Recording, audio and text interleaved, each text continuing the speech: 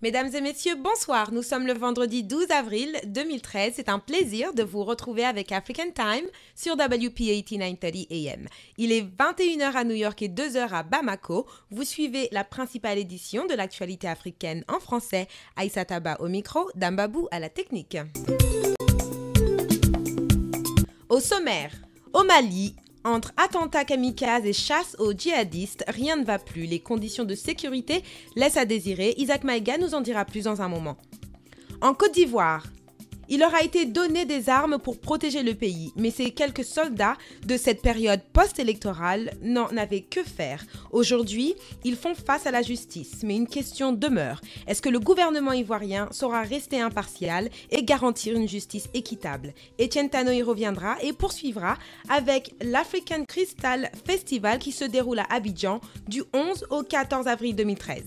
En Guinée, Mamadou Baldé répond à la question concernant l'ancien président de la transition. Le capitaine Moussa Dadis Camara sera-t-il autorisé à assister aux obsèques de sa maman? En Mauritanie, notre correspondant Camara Sedi Moussa nous détaille le scandale de haut niveau qui touche le président Mohamed Ould Abdelaziz. Ces sacrés scandales d'enregistrement et d'espionnage. Quoi qu'il en soit, comme on dit partout dans le monde, la vérité finit toujours par montrer le bout de son nez. Toujours en Mauritanie, une manifestation s'organise contre l'interdiction de la mendicité. Comment accepter cette interdiction sans création d'alternatives? Au Sénégal, Ignace Ndeye nous rapporte les conclusions du chef de l'État Macky Sall sur l'orientation sexuelle des Sénégalais. Restez toujours au Sénégal, les étudiants qui manifestent contre la hausse des frais d'éducation. On leur demande de payer 30 fois plus qu'avant pour avoir le droit à l'éducation. Est-il juste de demander aux Sénégalais de telles sommes d'argent?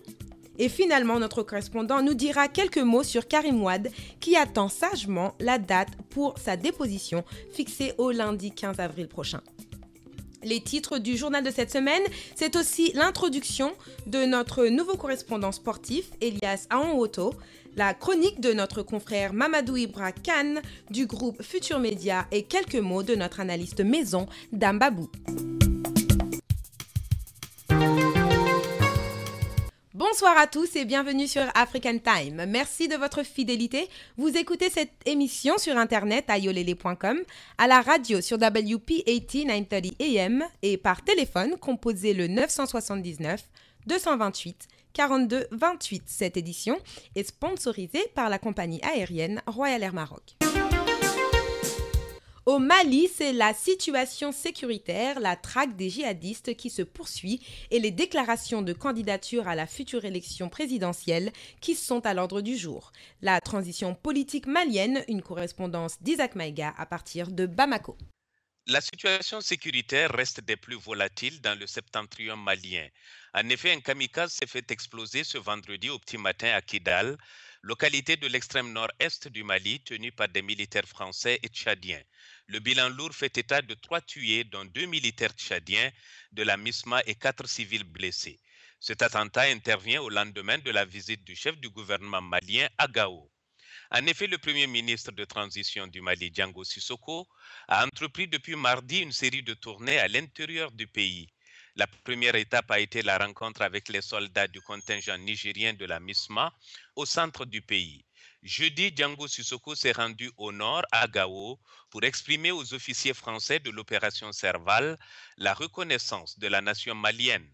L'intervention de la France au Mali, enclenchée il y a 4 mois, a permis de chasser les islamistes armés des régions occupées et stopper l'avancée des islamistes liés à Al-Qaïda vers le sud. Il a exhorté l'armée française à rester au Mali quelques jours après un début de retrait de quelques 4000 soldats français déployés dans le pays depuis janvier. Pendant ce temps, l'administration se réinstalle au nord dans les régions précédemment sous contrôle. Les administrateurs ont été accueillis avec joie et soulagement par la population. Leur premier geste a été de rencontrer les responsables locaux, les chefs de village et de fractions et les leaders religieux. Sur le front militaire,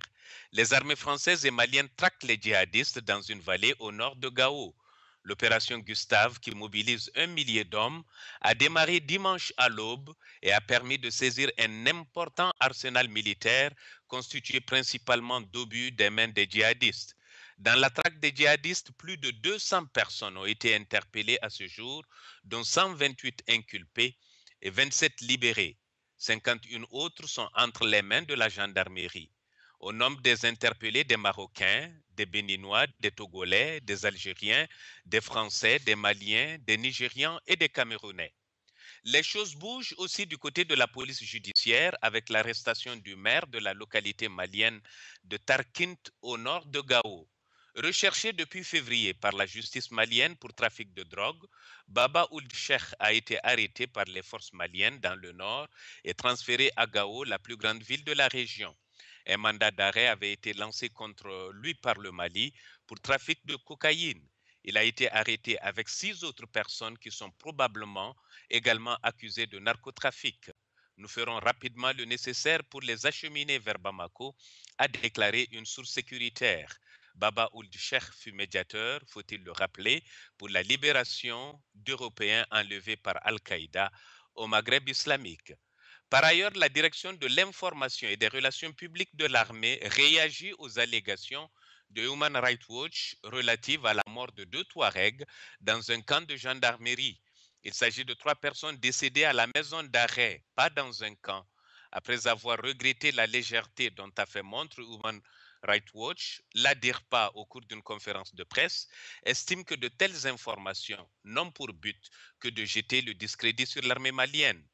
Ici au Mali, on pense déjà à l'après-transition avec l'investiture des candidats à l'élection présidentielle et la campagne avant l'heure. L'ancien Premier ministre et candidat à l'élection présidentielle prochaine est en tournée depuis dimanche dans 4 pays de la sous-région.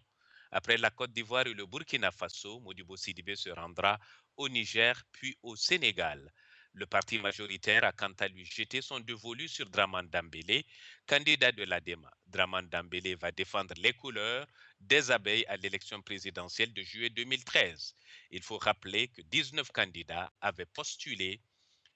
et une commission de bons offices composée de 6 membres avait été mise en place par le comité exécutif de l'ADEMA pour les départager. De Bamako, Isaac Maïga pour African Time, à vous New York.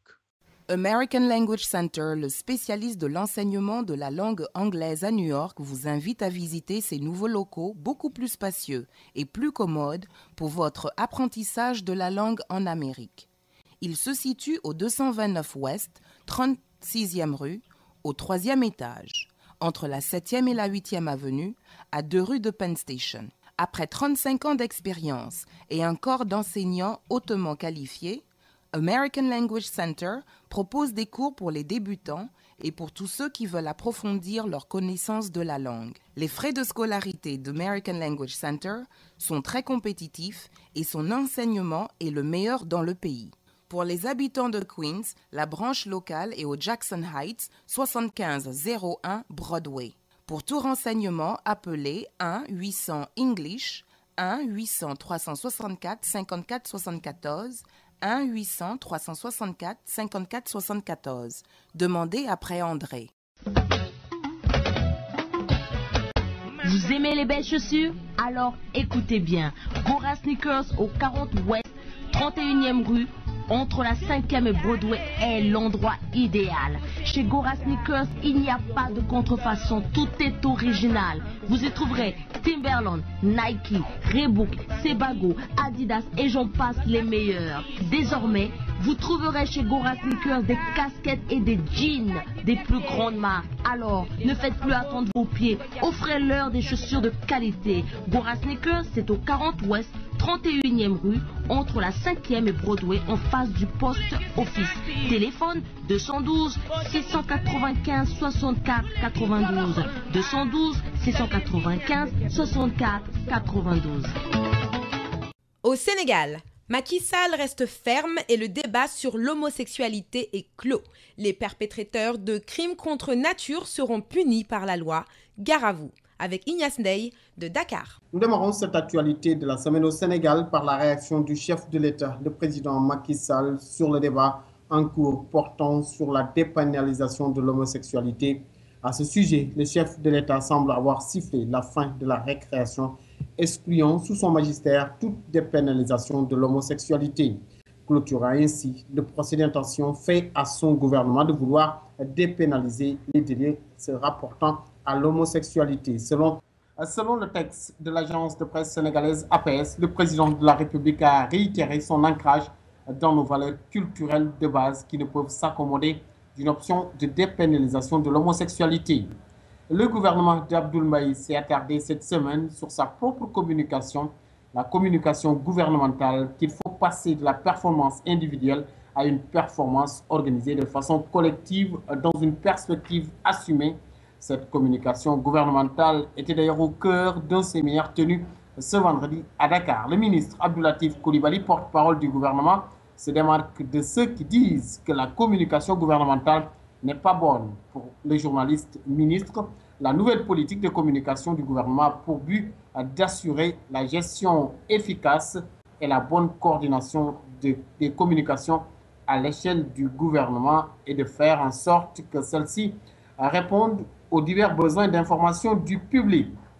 La décision de la Cour de justice de la CEDEAO de lever l'interdiction qui frappe certains dignitaires de l'ancien régime de sortir du territoire national continue de faire des vagues et de diviser les avocats de l'État, mais également les avocats des dignitaires impliqués dans cette affaire de biens mal acquis. Pour les avocats de l'État, la Cour de justice de la CEDEAO est incompétente. Maître Elhadji Diouf va même plus loin, déclarant qu'on a l'impression d'être devant des voleurs qui crient aux voleurs. Lors d'une conférence de presse, le tonitruant avocat s'en est pris au ponte de l'ancien régime. Il s'est défoulé sur les libéraux accusés. Envoyant une réplique aux avocats de Karim Wade et compagnie, Maître Ciré Clédorli, Demba Ciré Bathily et Seydou Diagne,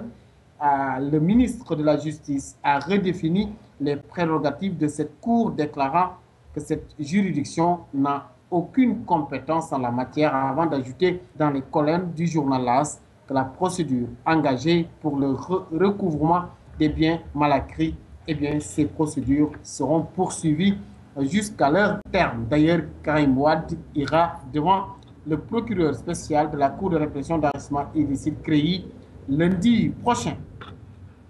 L'université Cheikh Anta Diop de Dakar a renoué cette semaine avec les vieilles habitudes. Les étudiants ont manifesté cette semaine dans ce temple du savoir contre la probable hausse des inscriptions.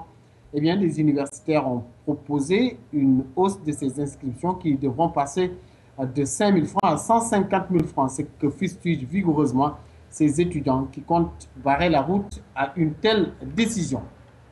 En politique, le parti Réumi de Idrissa Seck a alimenté encore le débat politique cette semaine au Sénégal. Le ministre de l'Hydraulique, Omar Gueye, exclu du secrétariat national de ce parti Réumi, la réplique ne s'est pas fait attendre pour le ministre. Face aux journalistes, il a déclaré qu'il est et restera à Réumi, avant d'ajouter, lui, Omar Gueye, qu'il est membre fondateur de Réumi. Entre Idrissa Seck et Omar Gueye, l'on semble déjà avoir franchi la ligne rouge après un compagnonnage de plusieurs années. D'ailleurs, après le vent de turbulence qui continue de souffler sur la coalition Benno Bokk Yakaar, les femmes de cette coalition invitent les parties prenantes à cette coalition à rester unies et solidaires dans les faits et les actes. Cette semaine, une révélation fracassante du Front de refus de la citoyenneté FRC qui soutient que de nombreux militants de l'APR et de Benno Bokk Yakaar émargent mensuellement et gratuitement à la présidence de la République et à l'Assemblée nationale à hauteur de 100 000 francs CFA, 150 000 francs CFA et 200 000 francs CFA. Ils fustigent le Front de refus de la citoyenneté. Il suffit donc ce qu'ils appellent de dépenses inopportunes et prestigieuses notées ces derniers temps concernant l'achat de 4 4x blindés, d'une ambulance médicalisée, d'un hélicoptère, mais également la commande de 3 avions de guerre et la subvention des leaders de Benno Bokk Yakaar. Dans le sud du pays, une révélation de trop dans le processus de paix cette semaine, c'est celle-là de l'ex-maire de Ziguinchor, Robert Sagna, coordonnateur et animateur du groupe de réflexion pour la recherche de la paix en Casamance. Lors d'une rencontre de cette structure tenue à Ziguinchor, Robert Sagna a déclaré qu'il faut régler le problème de nourriture et de médicaments des combattants, des mesures urgentes qu'il faut solutionner selon l'ex-maire de Ziguinchor. Une déclaration qui a suscité l'ire de certains qui ont vigoureusement qualifié cette sortie de Robert Sagna de sortie malheureuse. Ainsi va l'actualité cette semaine au Sénégal à Dakar pour African Time, Ignace Ndeye. En Guinée, les funérailles de la mère de Moussa Dadis Camara, décédée à l'âge de 103 ans au Maroc, aura donc lieu dimanche prochain, en présence de Monsieur le Fils, placé sous haute surveillance. Les explications de Mamadou Baldé. L'actualité guinéenne de ce vendredi 12 avril 2013 reste essentiellement dominée par les obsèques de la mère du capitaine Moussa Dadis Camara, décédée à l'âge de 103 ans au Maroc il y a quelques jours. Elle devrait être enterrée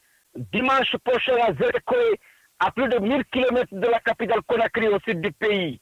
En début de semaine, la polémique tournait autour de la présence ou non du capitaine à ses funérailles. La question fut réglée avec l'engagement du capitaine de retourner à Ouagadougou dès après ses obsèques. Oui, Ouagadougou, où désormais les Guinéens sont rassurés que le capitaine Dadis est à résidence surveillée, contrairement à la thèse de convalescence. Ce décès a fait tomber le masque, puisque le président Alpha Condé disait à qui veut l'entendre que le capitaine pouvait rentrer au bercail à tout moment. Histoire de discours politique, loin de la réalité, dit-on. Et dernière nouvelle, le capitaine Dadis Camara serait arrivé à Monrovia, d'où partira son cortège pour sa région natale, Zérekoé. On ne saurait boucler l'actualité guinéenne sans parler du dialogue de sourds entre l'opposition et le pouvoir en place à Conakry. Le gouvernement vient d'annoncer qu'il fera tout pour organiser des législatives crédibles en impliquant la communauté internationale. L'opposition guinéenne, qui ne fait pas confiance à son gouvernement, n'a pas dit son mot sur cette sortie gouvernementale de ce vendredi. Nous y reviendrons.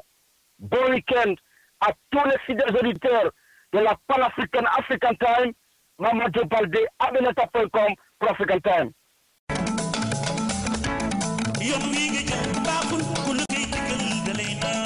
Votre compagnie aérienne préférée, Royal Air Maroc, est toujours à l'écoute de vos désirs et demandes. Vous avez réclamé plus de vols par jour en direction de l'Afrique. Royal Air Maroc répond positivement à cette demande. Royal Air Maroc vous offre le plus grand nombre de départs à destination des capitales africaines. Avec autant de vols partant de l'Amérique du Nord, votre temps de transit à Casablanca est réduit au minimum. Avec Royal Air Maroc, ce sont des tarifs imbattables et le plus grand nombre de destinations vers l'Afrique à partir de New York. Royal Air Maroc, c'est surtout un personnel accueillant qui partage vos valeurs et votre culture, qui connaît vos goûts et désirs. Profitez de votre transit à Casablanca pour goûter aux saveurs du Maroc. Pour plus d'informations et réservations, appelez Royal Air Maroc au 1 800 344 67 26 ou visitez www.royalairmaroc.com. Tu veux devenir chauffeur de limo ou changer ton véhicule pour un meilleur modèle? Pense Luxor. Appelle Luxor et conduis Luxor. À Luxor, on ne regarde pas ton crédit. Alors viens chez Luxor avec ton permis de conduire, un stylo pour la signature et repars avec ta voiture. Il n'y a rien à payer jusqu'à l'obtention de la licence de travail. C'est facile. Luxor fait même le premier paiement de l'assurance pour ta livery et offre un minimum de 6 mois de garantie. Alors, qu'est-ce que tu attends? Appelle Luxor et va chercher ta limo en Special Livery Super Sale. Pour plus d'informations, appelez Baila Keneme au 888 717 81 81. Baila Keneme 888 717 81 81 ou alors va sur liverytrader.com. Le président mauritanien Mohamed Ould Abdelaziz fait beaucoup parler de lui. Contrairement à ce à quoi on peut s'attendre d'un président de la République, ce dernier, à la tête de l'État, est accusé de coopérer avec les réseaux internationaux de criminalité dans des opérations de blanchiment d'argent. La suite avec Kamara Seydi Moussa et excusez-nous d'avance pour la qualité du son qui suit. L'actualité en Mauritanie est dominée par ce qu'on peut considérer comme un scandale présidentiel. C'est une affaire dite de l'affaire d'Accra, la capitale ghanéenne, dans laquelle le président mauritanien et une ancienne ministre sont cités dans les arrêtements audio faisant état d'une opération de blanchiment d'argent. La coordination de l'opposition démocratique a rendu public en communiqué en mars une conférence de presse tenue ce mardi en action, dans laquelle elle a affirmé son intention de mettre en place une commission comprenant des experts en informatique, des juristes et des parlementaires pour mener des enquêtes minutieuses sur la véracité de ces investissements. Le président de cette aile politique mauritanienne n'est pas allé du dos de la cuillère en accusant le président de la République, Mohamed Ould Abdelaziz, de coopérer avec des réseaux internationaux de criminalité suite au scandale des arrestements révélés par la presse. Il a souligné que ces révélations ont été faites par un Malien du nom de Mamadou Oumar qui travaillait dans le domaine d'espionnage et qui confirme qu'Aziz avait des relations remontant à 2007 avec lui et Koumbaba et fait même partie d'autres réseaux. À Nouakchott, des mendiants handicapés ont manifesté devant le palais présidentiel contre la décision de l'État d'interdire la mendicité dans les artères de la capitale, sans honorer ses engagements à travers une alternative au phénomène. Les protestataires ont affirmé au site d'information à l'Akhbar qu'ils sont venus tenir en sitting devant la présidence parce que le président Mohamed Ould Abdelaziz les avait mis en rapport avec le gouverneur de Nouakchott dans l'objectif de trouver une solution à leur situation. Ces rencontres réunissant les handicapés avec le gouverneur ont abouti au versement d'un soutien financier mensuel variant entre 100 à 200 dollars ou bien 100 à 200 dollars aux handicapés selon leur profil. Mais le soutien financier a été suspendu cette année et l'État traîne des pieds à nous inscrire à la caisse de sécurité sociale et à nos facilités de transport sont-ils déclinées.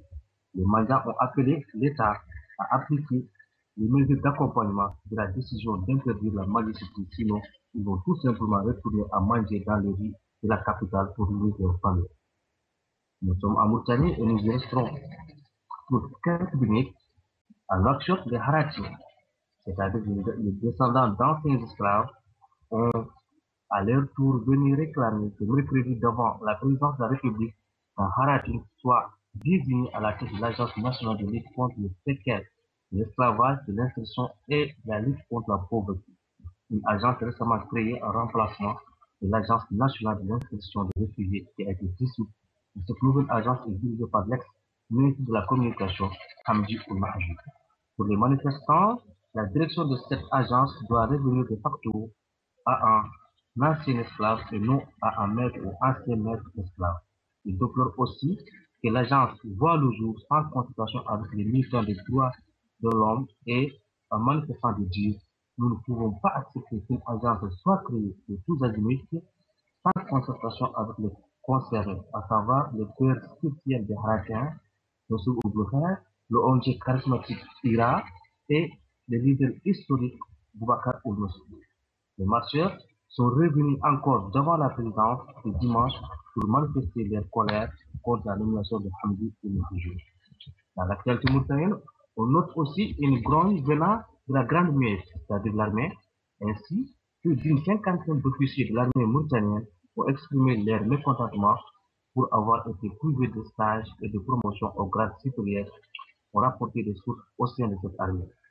Les sources ont affirmé que les concernés ont été, il y a un an, admis à un concours qui devait leur permettre de bénéficier à des formations et à la promotion au grade de capitaine. Mais les formations ont été suspendues sans explication selon le site Taradini. Les mêmes sources informent par ailleurs que la participation prévue en juillet 2013 de 100 autres officiers au même concours a été également reportée. Pour finir avec la Mauritanie cette semaine, on va à Attar. À Attar, c'est-à-dire la région d'Agra, au nord-ouest du pays. Les éléments d'une bande de voleurs de dromadaires ont été arrêtés ces jours-ci dans cette ville, grâce à une indication de l'une de leurs victimes qui a retrouvé à tout hasard la peau d'un dromadaire qui lui appartenait et qui avait disparu récemment. Selon l'enquête de la police, quelques 70 têtes de camélons ont été volées ces dernières semaines et vendues à des bouchers de la ville d'Athènes. Des transporteurs, complices de voleurs, de dromadaires, ont été également interpellés. Toutefois, l'absence d'enregistrement des vendeurs de bétail complique l'enquête de la police. Marche, camarade Seyou Moussa pour African Time. Voilà, Camara. Un restaurant africain contemporain, attention, c'est J Restaurant chez Astamaram au 2479 de la 8e avenue entre 132 et la 133e rue. Le numéro 212 861 36 63. Je répète, 212 861 36 63.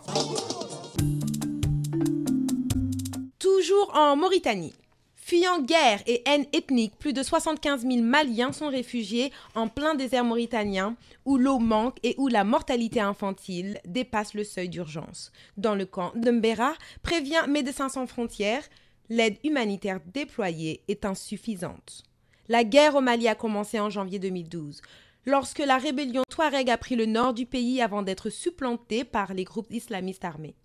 L'armée française est intervenue le 11 janvier pour aider l'État malien menacé de désintégration et poursuit depuis ses opérations dans le nord. Le conflit a entraîné des déplacements de plus de 270 000 personnes au Mali même. 170 000 autres se sont réfugiés dans les pays voisins, essentiellement au Burkina Faso, en Mauritanie ou au Niger, selon les Nations Unies.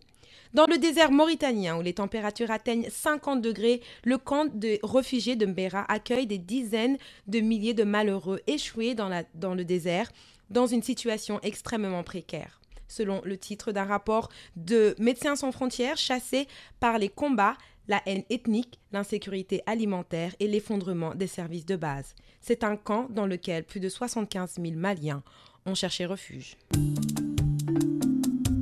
En Côte d'Ivoire, un procès peu ordinaire s'est ouvert hier, jeudi 11 avril, au tribunal militaire d'Abidjan. L'impunité n'a plus sa place au pays d'Alassane Ouattara. Le banc des accusés est fourni de 7 soldats poursuivis pour exactions et violations graves des droits humains sur la population civile. Étienne Tano. Le premier procès des soldats de la force républicaine de Côte d'Ivoire est ainsi accusé de violence pendant la période post-électorale s'est ouverte le jeudi au tribunal militaire d'Abidjan. C'est une première en Côte d'Ivoire depuis les vives critiques président Issa de l'impunité dont bénéficieraient les soldats de la nouvelle force armée ivoirienne, selon l'ONG Human Rights Watch. Les 7 soldats sont poursuivis pour exactions et violations graves des droits humains sur la population civile pour la mort de moins 5 personnes survenues le 18 décembre 2011 à Vavois, ville du centre-ouest de la Côte d'Ivoire. Selon Ange Kessi, procureur militaire, il n'y a plus d'impunité. Tous les faits constituant des délits, crimes et contreventions à la loi pénale seront poursuivis. Leurs auteurs recherchés, jugés conformément à la loi. Seulement,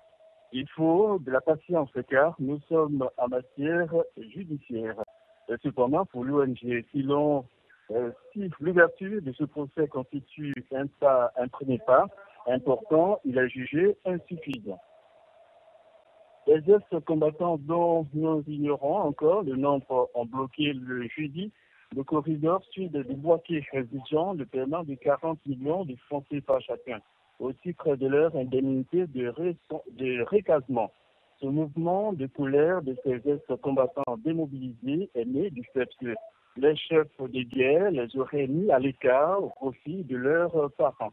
Démarré le matin aux environs de 8 heures, ce mouvement de protestation est démobilisé après fin suite à une médiation des autorités de la ville. Cette situation n'a pas été sans conséquence. Un habitant de la ville de Bouaké affirme que cette action des ex-combattants a paralysé les activités au corridor. Aucun véhicule en provenance du sud ou du nord ne pouvait entrer ou sortir de la ville de Bouaké, a expliqué notre interlocuteur.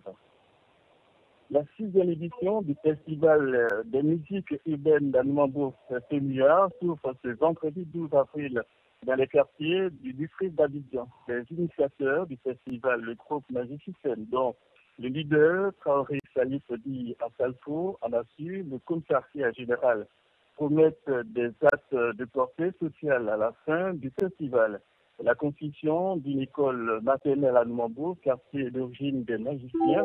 et dont aux orphelins de Boaké et de Gagnois ne seront pas en reste. Des artistes de renom comme Sampa Soma du Cameroun, Liane Ndour du Sénégal, Angélique Kidjo du Bénin, pour ne citer que cela, et des artistes ivoiriens tels que les patrons seront les têtes d'affiche des concerts qui se dérouleront pour la première fois de manière éclatée à Nambo et à Bobo du 12 au 14 avril. C'était Tano, Abidjan pour Ascantel. Il était une fois une famille royale très unie et solidaire qui fait un carton au Sénégal. Ce qui suit est une chronique politique de Mamoudou Ibra Kane, directeur général du groupe Futur Média, diffusée sur la radio Futur Média. Écoutons-le. Macky, Idi, Karim, un pays pris en otage par un trio infernal. Le Sénégal au rythme d'un nouveau CD, un nouvel opus, lui, toi et moi, sur un air de Réumi Dohoul, Réumi Dorna, le pays va mal, le pays va plutôt bien. Macky Sall, Idrissa Seck, Karim Wade, ça ne vous rappelle pas quelque chose ça? Oh que si. Voici les 3 enfants politiques d'Abdoulaye Wade, les 2 fils d'emprunt et le 3e fils biologique. C'est à croire que la bataille à mort pendant les années Wade pour la succession du pater familias n'est pas encore finie. La bande des 3, chacun à sa manière, a fini de tuer le père, le parricide parfait. Les 3 mousquetaires de la famille libérale, au slogan à l'envers, chacun pour soi, Dieu pour tous, animent le débat politique au détriment d'un pôle socialiste démissionnaire et d'une gauche historique qui a déposé les armes depuis belle lurette dans son combat pour l'avènement du grand soir.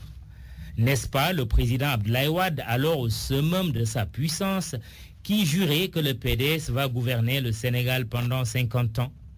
L'auteur de cette promesse et son parti démocratique sénégalais à lui ont certes perdu le pouvoir en mars 2012, mais est-ce pour autant que le pari est totalement perdu quand on sait que les héritiers du libéral en chef, en leur posture respective, sont toujours aux commandes? Explication. L'un des 2 fils d'emprunt est devenu président de la République, le second est dans une station pour le moment de ni pouvoir ni opposition, tandis que le fils biologique, tel un 3e larron, fait son difficile apprentissage d'opposant sur fond d'une grave accusation d'enrichissement illicite, estimée, excusez du peu, à près de 700 milliards de nos francs.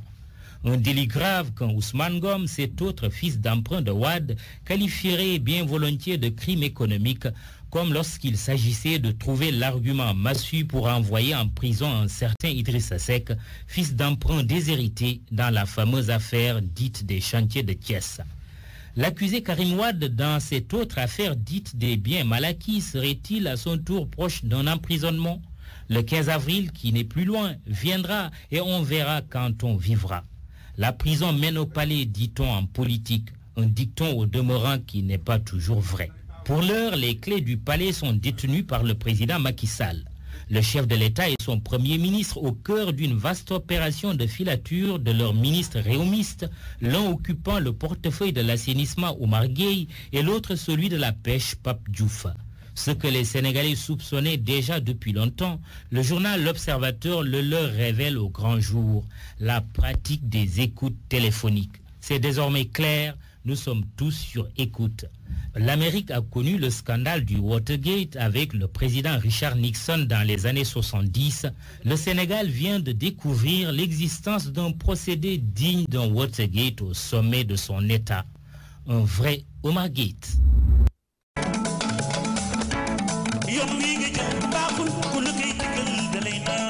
Votre compagnie aérienne préférée, Royal Air Maroc, est toujours à l'écoute de vos désirs et demandes. Vous avez réclamé plus de vols par jour en direction de l'Afrique? Royal Air Maroc répond positivement à cette demande. Royal Air Maroc vous offre le plus grand nombre de départs à destination des capitales africaines. Avec autant de vols partant de l'Amérique du Nord, votre temps de transit à Casablanca est réduit au minimum. Avec Royal Air Maroc, ce sont des tarifs imbattables et le plus grand nombre de destinations vers l'Afrique à partir de New York. Royal Air Maroc, c'est surtout un personnel accueillant qui partage vos valeurs et votre culture, qui connaît vos goûts et désirs. Profitez de votre transit à Casablanca pour goûter aux saveurs du Maroc. Pour plus d'informations et réservations, appelez Royal Air Maroc au 1 800 344 67 26 ou visitez www.royalairmaroc.com.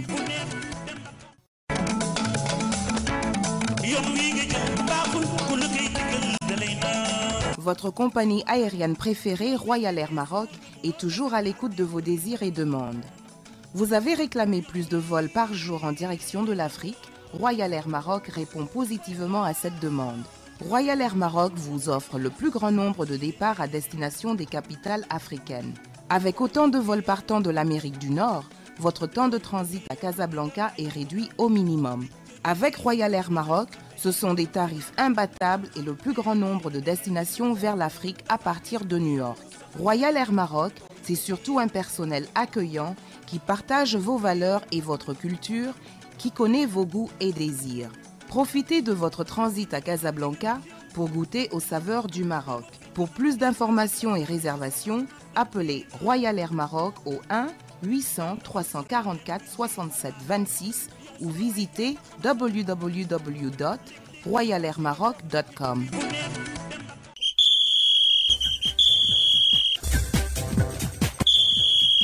Nous ouvrons à présent la page de l'actualité sportive. Eladj Malindiaye sur le football et la lutte au Sénégal. L'actualité sportive est dominée par le football avec ce match Angola-Sénégal le 8 juin prochain à Luanda. Les fédéraux rencontrent la tutelle lundi prochain pour discuter des modalités du voyage. En réunion du comité exécutif mardi dernier, la fédération avait émis le vœu de disposer de l'avion présidentiel pour le déplacement de Luanda et de Monrovia le 16 contre le Libéria. Le ministre des Sports attend toujours la proposition de la Fédération sénégalaise de football. Alain Giresse, lui, déclaré sur nos ondes que la maîtrise de ce déplacement était impérative pour le haut niveau. D'ailleurs, Giresse prospecte les joueurs locaux qui pourront intégrer la tanière pour les prochaines sorties. Justement, à propos des Lions du Sénégal, l'ancien président de l'Olympique de Marseille, Pape Diouf, a déclaré que Giresse sera jugé sur les résultats. Et interpellé sur l'engagement des joueurs, Pape Diouf dira que c'est une affaire personnelle. Il a donné l'exemple Eladj Diouf, un joueur qui a une forte personnalité. Il s'est prononcé lors de la rencontre avec l'Association nationale de la presse sportive, ANPR, dans le cadre du club de la presse initié par les journalistes sportifs sénégalais. Auteur du livre, c'est bien plus qu'un jeu. Pape Diouf est revenu sur les attaques contre sa personne au lendemain de l'apparition de ce livre et les supposés détournements. Mais toujours en football, Joseph Koto, réhabilité, il est nommé désormais un coach des moins de 20 ans. Koto a été viré au lendemain de Sénégal-Côte d'Ivoire le 13 octobre dernier à Dakar. En lutte, l'attraction sera le choc malien-Sakès. Deux lutteurs invaincus qui s'affrontent le 1er mai au stade Demba Diop. Leur première face-to-face a eu lieu hier. Ils ont promis de jouer leur partition. Je rappelle que le combat est organisé par le promoteur Abdoulaye Ndiaye. Autre affiche, Bombardier-Baboy. Le combat aura lieu à Paris, à Bercy. Une occasion pour Baboy de confirmer ou une opération de rachat pour Bombardier, battu en 2006 par le Lion de Pékin. Eladj Malindiaye depuis Dakar pour African Times. On continue avec le sport. Notre nouveau correspondant, Elias Aonwoto, nous fait le tour de l'actualité sportive en Afrique, à commencer par le classement de la FIFA qui porte à sa tête les éléphants de la Côte d'Ivoire. Dans le classement FIFA, le Cameroun retrouve le top 10 du football africain. La FIFA a dévoilé son classement des nations du football pour le mois d'avril 2013. Si l'Espagne est toujours en tête du classement mondial, la Côte d'Ivoire, 12e rang mondial, reste l'équipe africaine la mieux classée. La surprise vient du Cameroun qui se classe à la 60e place mondiale et qui réintègre du coup le top 10 du football africain. En effet, les Lions indomptables opèrent ce retour grâce à leur victoire face au Togo en éliminatoire de la Coupe du Monde 2014 et les voilà du coup 10e meilleure équipe africaine. En tête du top 10 africain, on retrouve la Côte d'Ivoire. Les Ivoiriens dévancent le Ghana, le Mali, le Nigeria, l'Algérie, la Tunisie, la Zambie, le Burkina Faso et enfin le Cameroun qui se classe à la 10e place. Les liens indomptables seraient-ils sur la bonne voie pour un retour très attendu sur l'échiquier du football africain? Oui, une présentation. Alors, cyclisme, présentation officielle cette semaine du premier tour de la République démocratique du Congo. C'était un rêve des autorités congolaises. Eh bien, le premier tour au cyclisme de la République démocratique du Congo se tiendra du 18 au 29 juin 2013. Le tour partira de Matadi pour une arrivée à Kinshasa 10 jours plus tard après la traversée de 3 provinces. Le Premier ministre Matata Mpono est venu en personne à cette présentation officielle dévoiler le parcours du premier tour. En somme, 900 km à courir et plus de 200 cyclistes attendus de 10 pays africains, de la Belgique, du Canada et de la France. Reste plus qu'à espérer que ce premier tour apportera un minimum d'apaisement et de cohésion dans ce pays toujours fortement fragilisé par la guerre civile. Et enfin, on va terminer par une nouvelle de la Champions League. Le Real de Madrid et le Barça à l'assaut des demi-finales. Cette année, pas de classico Real-Barça en demi-finale de la prestigieuse compétition. À l'occasion du tirage au sort des demi-finales de la Ligue des Champions, les deux grands clubs espagnols, Barcelone et le Real de Madrid, se sont évités. La première affiche sera le Bayern de Munich qui accueille le Barça de l'international camerounais Alexandre Song au milieu du terrain. Et compte tenu des blessés dans son équipe, le Camerounais a de fortes chances de jouer lors de cette double confrontation. L'autre rencontre opposera le Real de Madrid du gagné Michael Essien au Borussia Dortmund, l'autre club allemand en compétition. Voici donc un grand duel en perspective. C'était Elias Aronto pour African Time. Nous sommes maintenant avec notre analyste maison Dambabou pour le segment de la politique d'immigration aux États-Unis d'Amérique. Dambabou, bonsoir. Bonsoir Aïssata. Alors, c'est donc cette semaine que le groupe des 8 sénateurs appelé le Gang des 8 va publier l'accord des négociations, n'est-ce pas ? Est-ce qu'on a déjà des informations sur ce que contient le rapport en question ? Bien sûr, comme cela se fait ici, ce groupe s'apprête à dérouler donc le programme à la suite de plusieurs mois de négociations. Cette découverte devait être faite officiellement ce jeudi, mais on l'a probablement reporté pour le lundi ou le mardi, en tout cas en début de semaine. Bien sûr qu'il y a déjà des fuites importantes organisées par les sénateurs, ou bien même ce sont ces sénateurs membres de ce gang de 8 qui sont allés à la télévision pour en parler. Ce qu'on peut retenir le plus important, c'est qu'on est d'accord entre ces sénateurs-là pour qu'il y ait une voie à la nationalité pour les 11 millions d'immigrés illégaux qui sont dans ce pays-là. C'est vrai, c'est 11 millions, je vois que vous faites des gestes, là ça vous paraît énorme, oui. 11 millions d'illégaux dans ce pays. Effectivement, cela avait constitué une difficulté en 2006, cela avait constitué une autre difficulté en 2007. Toutes les deux fois, c'était George Bush qui avait insisté pour que le Congrès américain adopte cette réforme-là. Donc c'est ce point nodal qui constituait la plus grosse difficulté, ce qui empêchait donc le passage durant ces 2 ans. Effectivement, cette année, on peut considérer que les négociateurs se sont mis d'accord pour trouver une solution, mais cette solution va prendre énormément de temps pour les illégaux qui sont ici. Évidemment, pour beaucoup, probablement, ils vont avoir ce qui les intéresse le plus, la possibilité de pouvoir voyager et d'aller voir leur famille et de revenir dans ce pays. Donc, on peut considérer que c'est contenu dans la proposition. Il y a aussi ce qui était difficile entre les travailleurs, surtout les syndicats, et les hommes d'affaires, surtout au niveau de l'agriculture, parce que cette réforme doit contenir une disposition qui va permettre à des travailleurs non qualifiés en dehors du pays qui auront des visas temporaires qui vont être transformés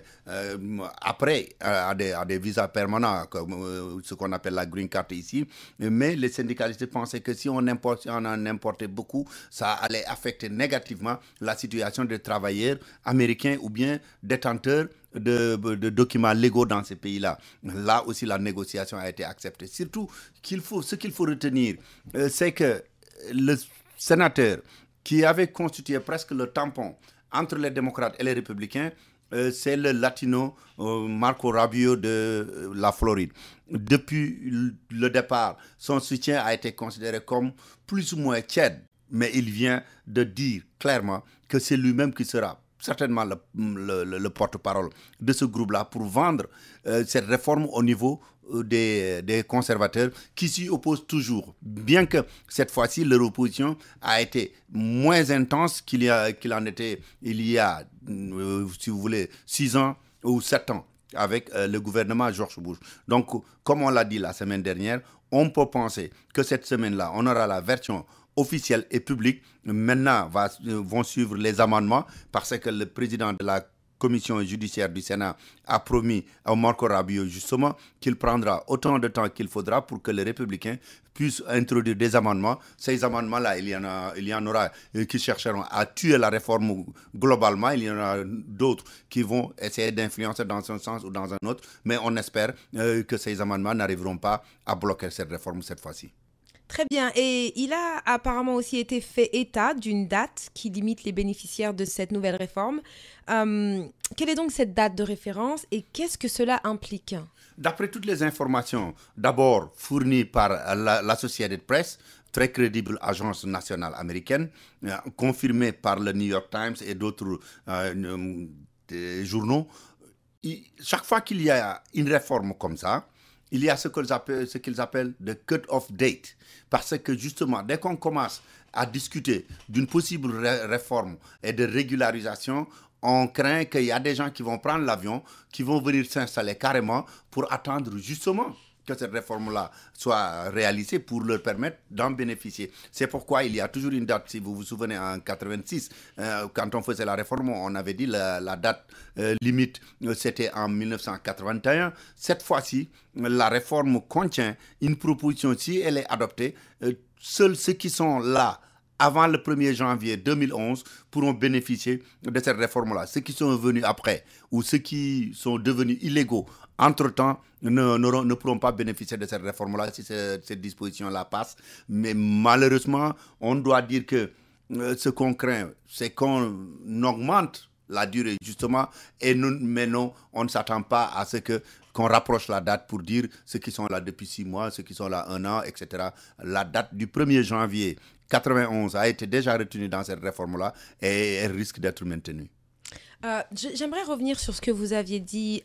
avant et ce temps long que vous avez précisé.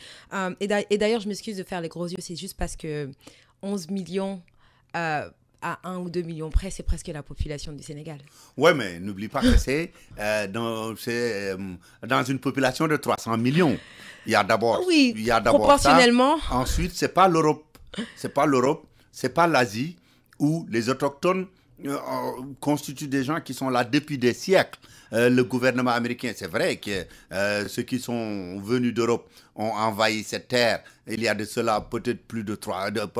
siècles. Mais en réalité, c'est un pays qui est toujours considéré comme un pays d'immigrants, un pays qui a maintenu ce caractère de pays d'immigrants. Même au niveau des communautés, on vit, les Polonais sont entre eux en tant que Polonais, les Allemands, même qui sont des Européens, donc qui ont un peu perdu ce type de regroupement que nous avons sur le plan culturel, restent toujours des Allemands. Il faut aller dans Detroit et sa métropole. Et c'est comme ça que ça se fait. Donc, c'est un pays d'immigrants. Donc, 11 millions, ça ne pose pas énormément de problèmes. Et n'oubliez pas que c'est l'un des rares, sinon le seul pays riche au monde qui a un voisin qui est extrêmement peuplé, mais qui reste un pays pauvre, le Mexique. Ah, oui. Aucun autre pays au monde n'a cette caractéristique historique. Donc, ce n'est pas étonnant qu'il y ait 11 millions d'illégaux. Donc, vous pouvez considérer qu'il y a au moins une trentaine, quarantaine ou cinquantaine ou centaine de millions même qui sont des immigrés récents et qui portent d'autres nationalités. Merci pour la précision. Et donc, pour ces 11 millions d'immigrés, on a parlé du cut-off date. À partir du moment où ils rentrent dans cette date de référence, combien de temps se passera-t-il entre cette date-là, justement, et la date où ils auront quelque chose entre les mains qui régularise leur situation? Non, ce qu'il propose, c'est qu'il y aura un visa pour permettre à ces 11 millions-là, qui sont là, qui peuvent travailler, qui peuvent certainement voyager, qui peuvent avoir des permis de conduire, qui peuvent ouvrir des comptes en banque, mais tous les autres bénéfices conférés par la possession de la carte verte, ce qu'on appelle la green card, ou la nationalité, telle que la retraite, l'aide sociale au niveau fédéral, etc., pendant 13 ans au moins, on attendra au moins 13 ans avant de bénéficier des services fédéraux conférés à un détenteur de la green card ou du passeport américain. 13 ans. Oui, 13 ans. C'est beaucoup de temps. Dambabou, merci. Merci.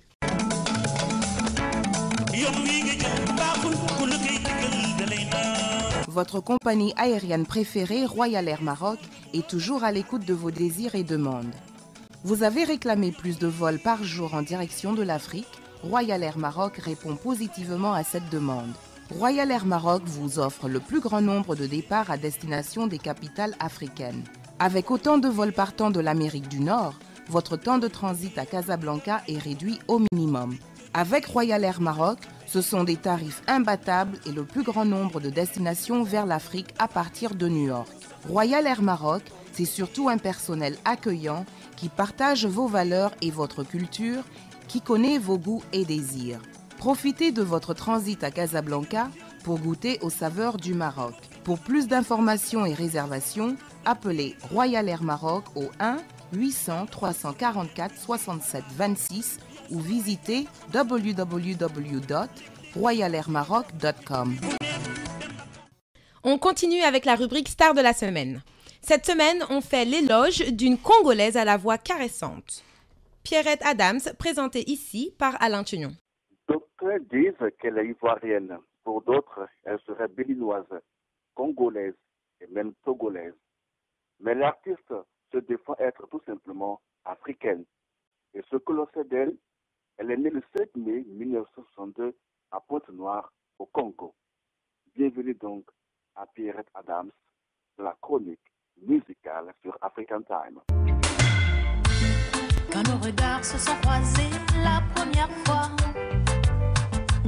je reconnais, j'en fus troublée, sans voix, je suis restée à t'écouter, timidement me parler. Pierrette Adams a su profiter de sa silhouette svelte et avenante, de son irrésistible sourire et de sa beauté pour exercer en qualité d'hôtesse de l'air pour la défunte compagnie panafricaine Air Afrique avant d'atterrir dans le monde musical qu'elle ne lâche plus jusqu'à ce jour. Elle s'est forgée une carrière de chanteuse avec le soutien de Bokana Maïga. En 1994, une nouvelle parvient à Pierrette Adams. Un enfant a été victime de violences de la part d'un adulte, ce qui l'inspire pour l'enregistrement de son tout premier essai musical qu'elle intitule Journal intime, sorti en 1994. Le succès rencontré par cet album la reproche alors plus que jamais du monde artistique et étant perfectionniste et volontaire, Pierrette Adams décide de prendre des cours de chant et la scène. Son style ne laisse personne indifférent. Elle aborde dans ses chansons les thèmes de la vie quotidienne qu'elle traduit avec beaucoup d'émotion afin de passer un message de paix, de sérénité et d'union. Pierrette Adams lève toute équivoque à ce sujet. Je parle de choses réelles, tellement réelles que beaucoup de gens se reconnaissent dans ce que je chante. Tout simplement parce que c'est malheureusement notre quotidien. C'est ce que l'on vit chaque instant. Un engagement social qui lui a valu d'être estimé et reconnu. L'album Mal de mer en 1996 et en 1998, Je vous salue Marie, relance sa carrière. En 2000, Pierrette Adams sort Absolument qui connaît un succès phénoménal. 3 ans plus tard, Anesthésie et un best-of pour la consécration de ses 10 ans de carrière viennent époustoufler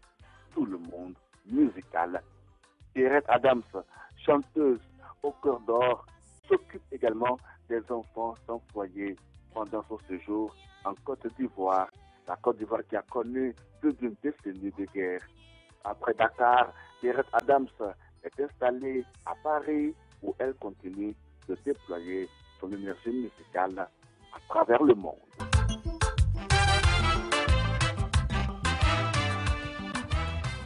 Et maintenant, nous entrons l'espace beauté avec la Minute Beauté de Daombay. Aujourd'hui, elle nous dit tout ce qu'il y a à savoir sur cette activité nocturne qui nous rend tous belles et beaux. Cette rubrique ne représente pas un conseil médical. Écoutons donc Daombay.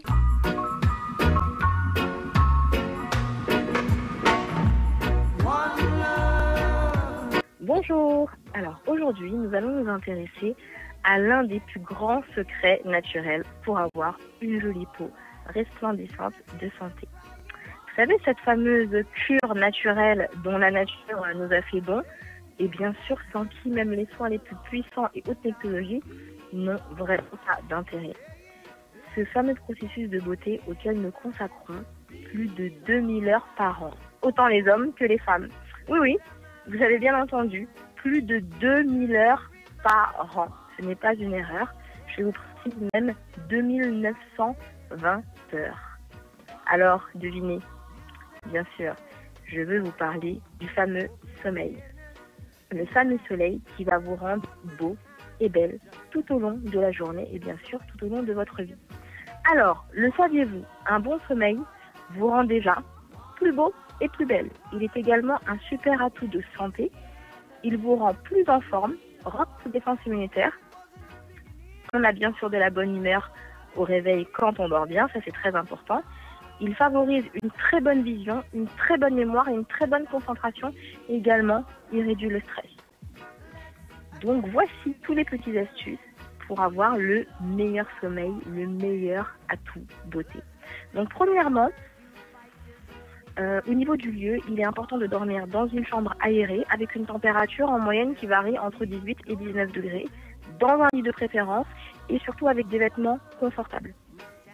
Avant de dormir, passez aux toilettes avant de vous coucher. Ça vous évitera de vous réveiller pendant la nuit et perturber votre sommeil. Dormez bien sûr avec la lumière éteinte et au calme. Évitez les trop longues siestes qui précèdent le sommeil car vous allez avoir un sommeil très perturbé, ce qui vous évitera de dormir. Et de plus, très très important, évitez les excitants tels que le thé, le café, l'alcool ou voire même les somnifères à contrario. Et pour finir, évitez les repas copieux avant de vous coucher. C'est pas bon pour l'estomac et c'est pas bon pour le transit, donc mauvaise digestion, mauvais sommeil. Et pour finir, surtout, n'allez surtout pas dormir avec l'estomac vide, à contrario, car qu'est-ce qui va se passer? Vous allez avoir une fringale, vous allez vous réveiller pendant la nuit, vous allez vous manger, et du coup, vous allez manger, et du coup, le résultat, un réveil avec une mauvaise mine et des calories en plus. Voilà, le sommeil n'a plus de secret pour vous. Je vous dis à bientôt, et merci à vous. Daombay pour African Time.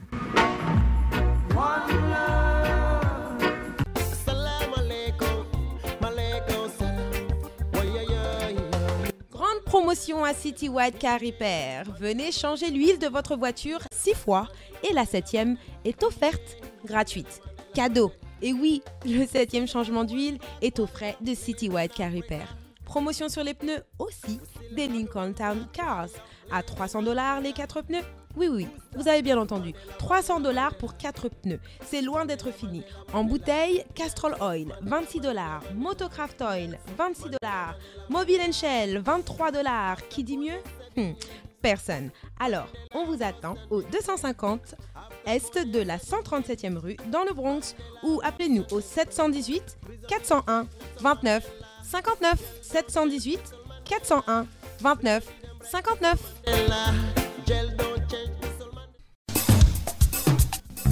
C'est déjà la fin de cette édition, chers auditeurs. Merci de l'avoir suivi. Dame Babou va maintenant prendre le micro pour le journal en Wolof. On se retrouve vendredi prochain à 21h pour une nouvelle édition d'African Time sur WPAT 930 AM. Bon week-end à tous.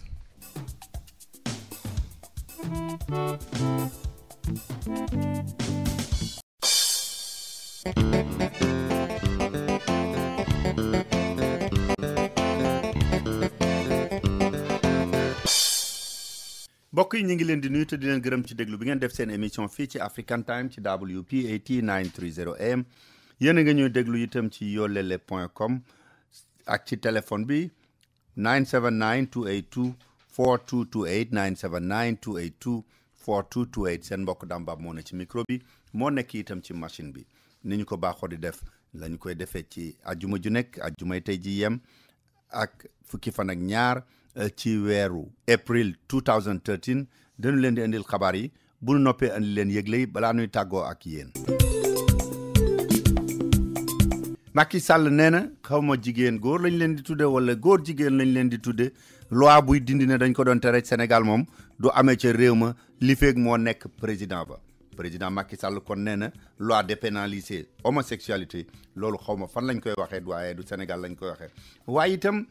FMI nee nañu am na lu ñuy waxee Sénégal di ko fa defee loolu mënula wéy mooy courant bi nga xam ne gouvernement bi day jël ci xaalis bu mu jëlee feneen di ko ca dugal ngir ñu bañ koo jaayee prix bi nga xam ne moom la Sénélec di ko defare loolu nee na il faut ñu dindi ko ba mu dañ FMI wax na itam ne Macky Sall nag kat ci gouvernement bi ñoom it tàmbali nañu di def ay marché wu yaama neex duñ ko jaarale fi mu war a jaare yëpp loolu yëpp Pape Ndaw dana ci dellu seeg ñun Pape Ndaw dana dellu seeg ñun itam ci ne gouvernement wu Sénégal ak i avocat am nee nañu waa kër Omar Sarr ak Karim Wade ak ñooñu seen i avocat bu ngeen yaakaaral ne seen gars yi danañ jël avion génn da ngeen di nax seen bopp li CEDEAO wax lu tax nu bàyyi leen ngeen dem loolu yëpp Pape Ndaw dana ci dellu seeg ñun Pape Ndaw dana dellu seeg ñun itam ca mbiru politique bi nga xam ne Benno Bokk Yaakaar ndax dañ koo bëgg a tas wala waruñu koo tas ndax Idrissa Seck rek moo nar a sàqi wàllam jigéen ñi nga xam ne ñoo ca bokk ñoom nee nañu Idrissa ak Macky Sall bàyyi leen waxi caaxaan ku tas sa kër jàmbur dana ñëw nangu ko ci say loxo nañu waxtaan ba déggoo ci seen biir waaye impôt et domaine nee na sénégalais yi nga xam ne dañoo baaxoo di wax naan man damaa yàgg ci teranga joo xam ne da nga cee waroon a jox buur wàllam joxe wuloo ko ñu jàpp leen ñooñu nga xam ne ay milliardaires la ñu am na ci ñoom ñoo xam ne fi mu nekk nii ñu ngi leen di laaj ne leen la ñu waroon a fay buur te fayuñu ko danañu ko jét fay ba mu mat sëkk ba yokk ca leneen loolu yëpp Pape Ndaw danañ ko leeralal daanu dellu si ak yéen itam ci yeneen xabaar yu bari yoo xam ne Pape Ndaw dana ko leeral waaye daanu ñëw ak yéen itam ci lu jëm ci mbiru immigration fii ci Amérique li nga xam ne moom lañ ciy waxtaane ba tey niñ ko junjoon àjjuma jëlee junj ko ci altine ji daanu ci dellu si waat li nga xam ne moo ci jot a xew ci diggante bi loolu yëpp danañ ci ñëw ak yéen ki nga xam ne mooy Babacar Touré ma jiite CNRA ca Sénégal itam nee na LONASE publicité bu ne danañ ko nangu muy génn ca télé ba buy jàngal gone yee tux ndax ku gañe Cheikh Seb Sigar day mel ne ku yàlla gane dangaa war a tux loolu itam Pape Ndaw mooy dellu si ak ñun leeral ñu ko daañu ñëw ak Xaadim Samb ci combat de lutte yi nga xam ne ñoo amoon ci ay bis gi dellu si waat ak moom itam ci combat yi nga xam ne moom la ñu jublu kon nag bokk yi loolu mooy li gën a am solo ci liñ leen bëggoon tënkal ci xabaar yi.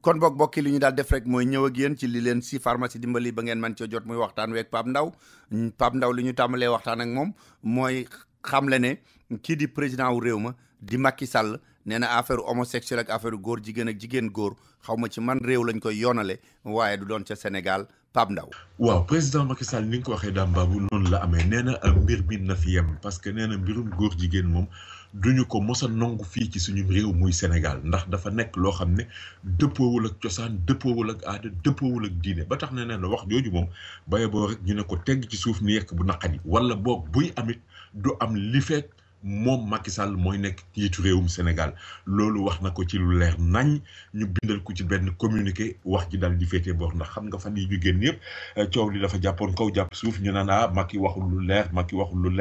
ñu ngi wax mbirum góor jigéen mais nguur gi kenn déggu ko ci kon léegi loolu féetee na boor Macky nee na du fi am teewul nag ki nga xamee ne bii moo di imam Massamba Diop bokk ci ñu jiitee kuréel gi nga xam ne nii moom la ñuy wax Jamra nee na fi leeg fan yu néew danañu taxawal benn kuréel goo xam ne nii li koy tax a jóg mooy aar ak yelleefu li nga xam ne nii mooy suñu mbir ci wàllu aada wala ci mbiru diine wala ci wàllu cosaan ba nga xam ne daal lenn du fi am loo xam ne ni dafay dëppoo ak yenn jafe-jafe yoo xam ne yi dañ koy nemmeeku ci mbir yooyu ba tax na rek daam ñu jàpp ne daal fi mu nekk nii mën nañoo am yaakaar ci ne mbirum góor jigéen moom ni nga xamee ne bii noonu la ko ñëpp doon ŋàññe féetee na boor fii ci suñu réew moom dootu fi mos a am wala boog assemblée nationale du ko dëggal nekk loo xam ne ni dafay am sañ-sañ comme ci yenn réew yu nasaraan yi ni ñu ko fay gisee ku mu neex nekk ko tamit ñuy sëy ci seen biir rek a def yëf. waaw Pape am na leneen loo xam ne itam mi ngi tàmbali woon di indiwaat ay coow Sénégal mooy mbiru courant beeg yu demee noonu waaye dafa mel ne FMI moom ñi nga xam ne ñoo yor mbiri xaalis bi ci àdduna bi ñu ñëwee seet si Sénégal liñ diggewoon ak ñoom ne nañ daal li gouvernement bi di teg ci njëg gi ngir mu bañ a yokku dañ ko war a dindi. waaw xam nga loolu mooy li ñuy wax subvention d'embauche léeg-léeg nguur gi dafay jël ab xaalis dugal ko ci benn bërëb bu ko defee loolu tax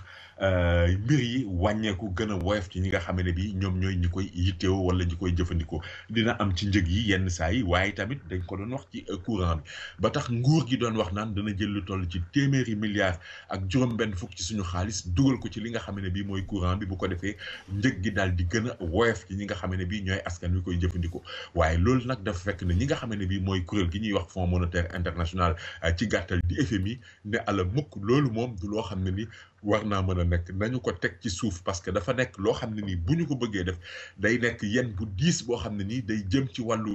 li nga xam ne bii mooy finance publique yi te tamit nekkul ci waxtu woo xam ne ni daal war nañu ko mën a doxal ba tax na nag FMI moom nee na loolu nañu ko teg ci suuf bu ñu wax sax lu ñu jëm loolu nag bu amee xëy na dana mën a indil jàppandal wala woyofal li nga xam ne bii mooy nafay réewum Sénégal waaye nag dana nekkaat loo xam ne ni dafay diis ci kaw askan wi nga xam ne bii ñoom ñoo doon làmb seen poos ñoom tamit di fay facture courant yi ci waxtu woo xam ne bii dañuy yuuxu tout le temps naan facture yi dafay gën di cher facture yi dafay gën di cher nguur gi bëggoon na cee dugal woyofal waaye FMI moom lànk na ba tëdd ci suuf te ñaare nag xam nga FMI daam dañoo am doole boo xam ne nii ñaare bu ñu nee déet nguur moom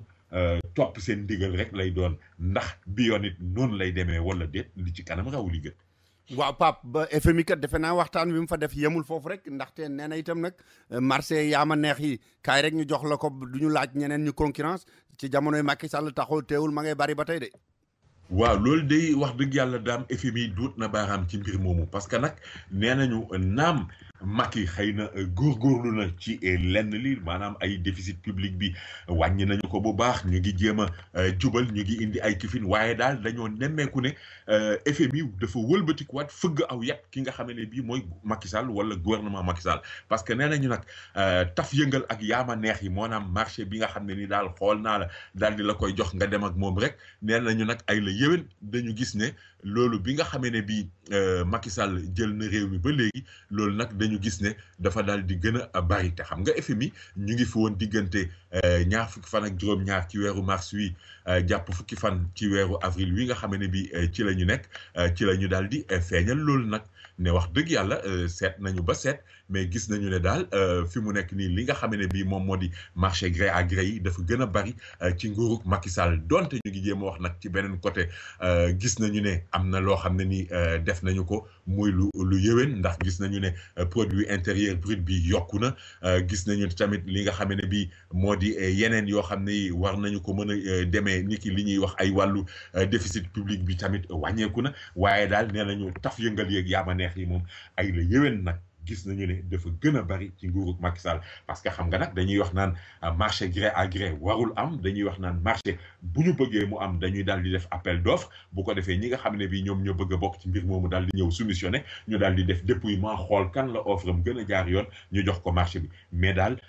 Macky Sall moom bi mu fi nekk ak léegi waa FMI nee nañ nag loolu yi tamit nañu ci góorgóorlu pour mu dakk. waaw Pape kon bàyyi rek ñu def nuyoo bu njëkk bi door a dellu si waat. demal te ñëw waaw.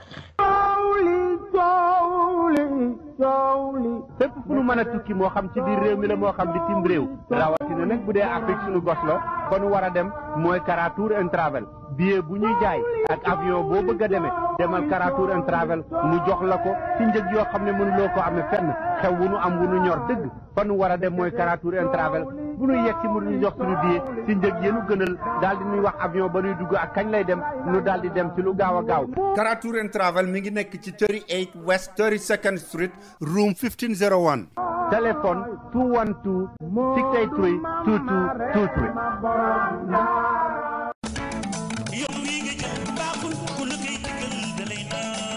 xam ngeen ne Royal Air Maroc lu mas a nekk seen yitte daf ci taxaw lu ngeen ko laaj dana ci def la mu man moo tax ba ngeen ko ne na vol yi yokk ba dem di yomb da koo yokk. Royal Air Maroc am na ay vol yu bari yoo xam ne day jóge fii ci New York di dem ci lu mat daanaka fanweeri réew ci Afrique te nag Royal Air Maroc billet yéen leen di jaay na muy yombe kenn du leen ko mën a wax te nag bu ngeen duggee Royal Air Maroc bu ngeen wàccee ba Maroc dem Casablanca soxlawu leen visa man ngeen a génn doxantu ji jënd seen i marchandise seet dëkk ba door a déparaat te nag Royal Air Maroc ña fay liggéey seen i bokk lañu yéen a bokk aada xam li ngeen bëgg ak li ngeen di bañ kon nag bu ngeen di tukkeeti dem leen fa mu gën a yombe te gën faa baaxe muy Royal Air Maroc laaj leen ko seen agent de voyage wala ngeen woote 1-800 344 6726 1-800 344 6726 wala ngeen visiter seen website royalairmaroc.com.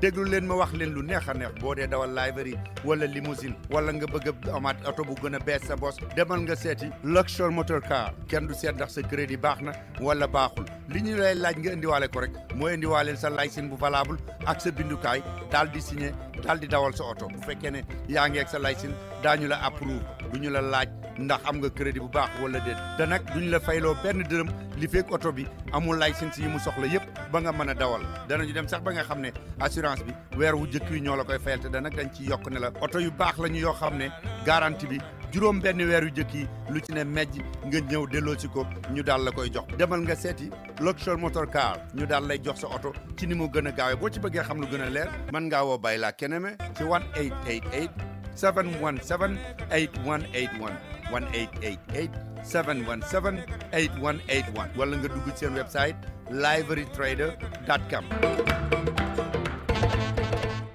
rajo bi nga xam ni mooy rajo africain yi man moom rek lay déglu Salam Diallo.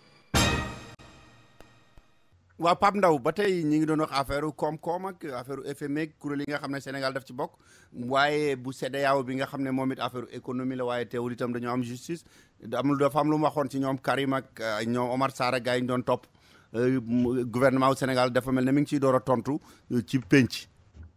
waaw ndax xam nga kuréel gi di CEDEAO ginnaaw bi nga xamee ne bii ñoom Karim dañu fa demoon daal di lay métti lu daal ni nga xamee ne bii noonu la ñuy doxaleeg ñoom kuréel gi dafa waxoon ne ñoom Karim ñoo am dëgg nañ leen bàyyi ñu génn réew mi dem doxi li nga xamee ne bii moom moo di seeni soxla waaye loolu nag avocat yi nga xamee ne bii ñooy lay ak nguurug Sénégal ñoo koy layal kon nguurug Sénégal ñoom dañu ko lànk ba tëdd ci suuf dañu ne nit bu fekkee ne bii dañu lay tuumaal di la jiiñ mbir maanaam ku ñuy jiiñ ndëmm duñu la may benn yoon foo soccoo yeeli liir ni nga xam ne bii noonu la ko wolof di waxee parce que bu fekkee ne bii gars yi dañu leen di tuumaal naan dañoo luubal alal dafa am alal joo xam ne ni dañ koy jéem a seyal dafa am alal joo xam ne ni dañ koy jéem a reesal ñu bàyyi leen ñu tukki dem bitim réew loolu mën nañu faa jaar effacer li nga xam ne bii mooy preuve yi nga xam ne ni moom la ñu leen mënoon sukkandiku pour tuumaal leen wala firndeel wala dëggal li nga xam ne bi dañ leen di wax naan ñoom ñoo jël alal réew mi ba tax nag avocat yi bokk ci Moussa Félix Sow mi nga xam ne bi mos na fi nekk bâtonnier ordre des avocats du Sénégal wala keneen ku demee ni ki Abdou Kane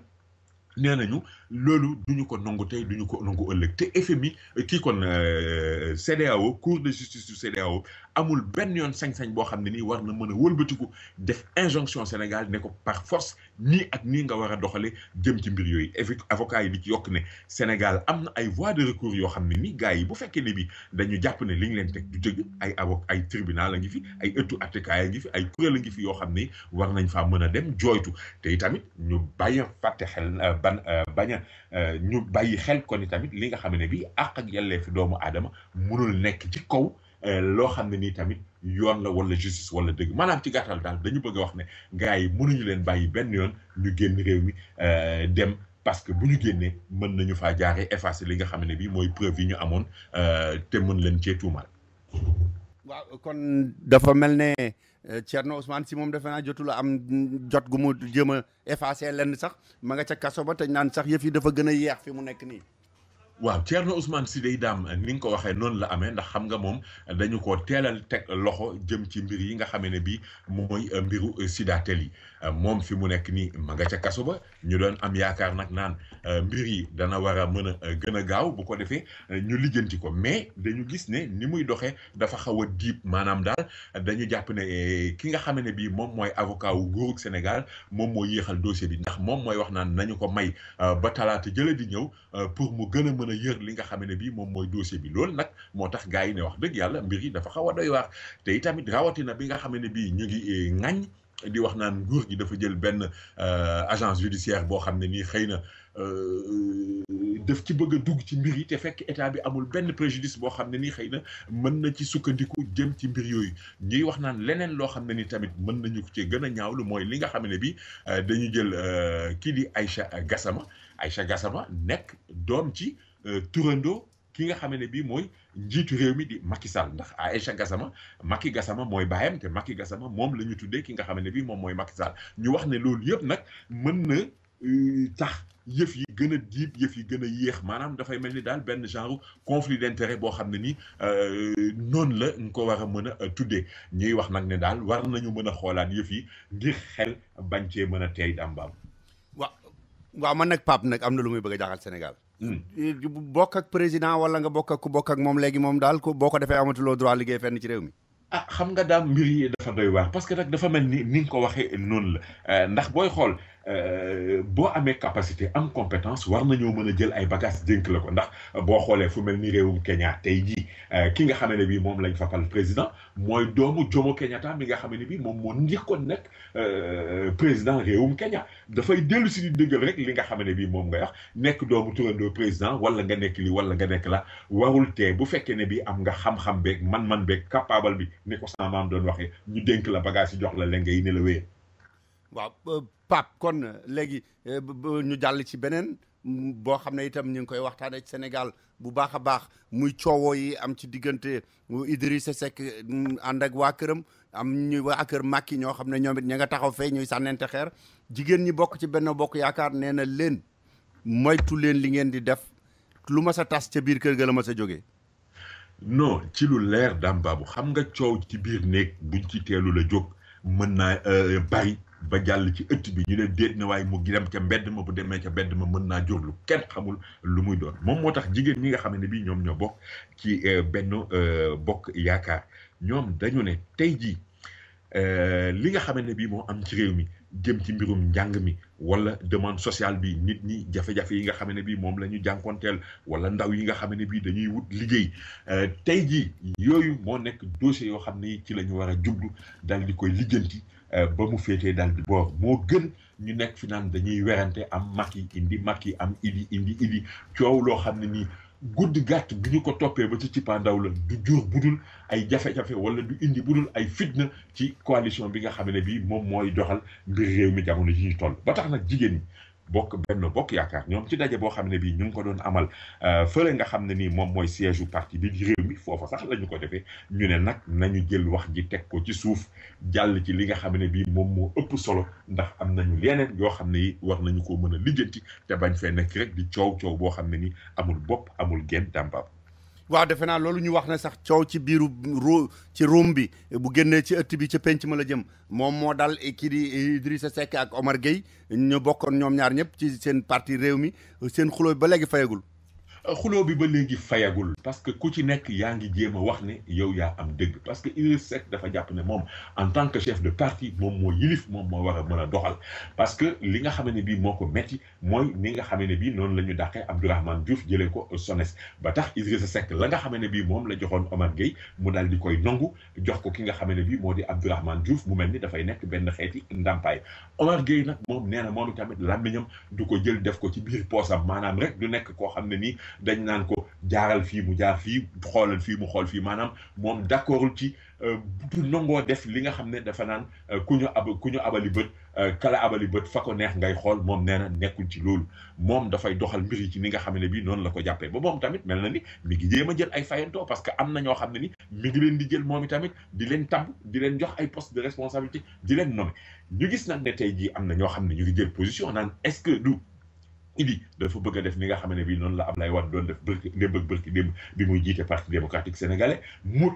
maanaam moom donc mooy nekk la seule constante di doxal mbir yi ni nga xam ne bii noonu la ko bëggee ñeneen ñi naan est-ce que Omar Gueye moom itamit warul mën a doxal li nga xam ne bii moo di discipline de parti mais lu mën a am daal moo di daam diggante ñaar ñooñu coow li mi ngi gën a bari Omar Gueye nag nee na génnul réew mi tey génnul réew mi suba maanaam du def transhumance donte am na it ñoo xam ne ni ñu ngi koy jéem a jiiñ naan dafay yoonal wala nu mu demee ci li nga xam ne bi moom moo di parti Macky Sall mais daal loo ci mën a dégg mooy coow li diggante Idi ak Omar Gueye tey jii la gën a bari tey jii la gën a fort nañu xool nag ba xam rek fan lay mujj ndax danañu mujj jubóowaat ndax politique mooy li nga xam ne bi dañuy wax naan mënta ne amul ci politique loo gis rek mën naa am ci politique nañu xool ba xam ndax ay wi dana fay wala ay wi day gën a tàkk. waaw kon Pape may ma ajaraat te ñëw. demal te ñëw. fu ñu ko waxee ñëpp yaakaar ne mënula am ndax day neex lool Omar Diop bu Interpath Computer ñëwati na ak benn spécial boo xam ne bu ma leen ko waxee li fekk demu leen fa da ngeen di yaakaar ne mënula am Dell Computer bu baax lool ànd ak écran am ñu di leen ko jaayee $139 rek waaye nag xam ngeen ne loolu kenn du ci am lu bari lool bu ngeen bëggee am ci computer Dell yooyu nga xam ne lépp ñu boole ko di la ko jaay $139 da ngay dem Interpath Computer mi ngi nekk ci 15 West 116th Street ci diggante 5th ak Lenox Avenue mooy ba nekkoon ca diggante 5th ak Madison tuxu na bu yàgg léegi mi ngi ci diggante 5th ak Lenox Avenue téléphone 212 423 97 50 di leen jaay Dell Computer buy dox na mu war a doxee ànd ak écran ànd ak keyboard ànd ak mouse lépp pour $139 woo leen ko ci 212 423 9750. yàgg ngeen koo xam yàgg ngeen koo wóolu mu yàgg leen a taxaw ngeen bëgg ci lool lépp lu jëm ci seeni taxe da ngeen di dem ci Fallou Ndaw expert ya mu àndal Fallou Ndaw fii ci université Amérique bii la jànge ba mokkal ñu doog koo jox ay lijaasaam lépp lu jëm ci mbiri taxe loolu la xam lool ba mu mat sëkk te bu leen fàtte ne taxe yi nag li ko tàmbalee ci janvier ba avril lay jeex bu leen ko yeex a def bu ngeen seetee Fallou Ndaw dana leen ci taxaw ci compagnie am Logic 6 mi ngi nekk ci diggante 120F ak 121st bu dee income tax la personal tax wala seen business tax la bu fekkee itam da ngeen di taxawal seen compagnie bëgg ku leen ko defal wala ku leen defal seen i accounting dem leen seeti Fallou Ndaw ci Logic 6. Fallou Ndaw am na numéro téléphone bu bees mi ngi nekk 917 365 2115 917 365 2115 917 365 2115.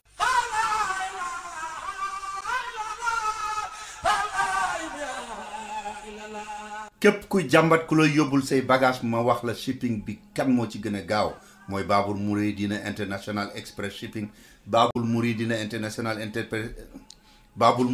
International Express Shipping ku ne xam na ne lu ëpp ñaar fukki at gaa ya fa nekk la ñuy def shipping kenn mënu cee yem ak ñoom expérience ñi ngi nekk ci 1214 Broadway number 212 man nga leen a woo ci seen numéro téléphone bagage yoo mën a am ak fu mu mën a jëm ci Afrique moo xam da nga jënd salon bu bees moo xam da nga am valise booy yónnee moo xam da nga am oto booy yónnee lu mu manti doon yóbbu ko Babul Mouridina International Express Shipping boo ci bëggee xam lu gën a leer rek li ngay def woo leen ci 646 861 2814 yéen ñëpp miin ngeen Modou Fall ak Moustapha Diop ci lu jëm ci yónnee bagage yemuñu ca kenn te ña nga fi ba ko kenn tàmbaleegul woon wool Modou Fall ci 646 296 2453 wala nga woo Moustapha Diop ci 646 696 5987 bu dee ca Ndakaaru la yomb naa dem jëli sa bagage sa famille dañu dem rek fi nga xam ne mooy Sodida ci zone industrielle bi wala ñu woo El Hadj Sarr ca Dakar 77 644 1544 wala ci 77 626 1366.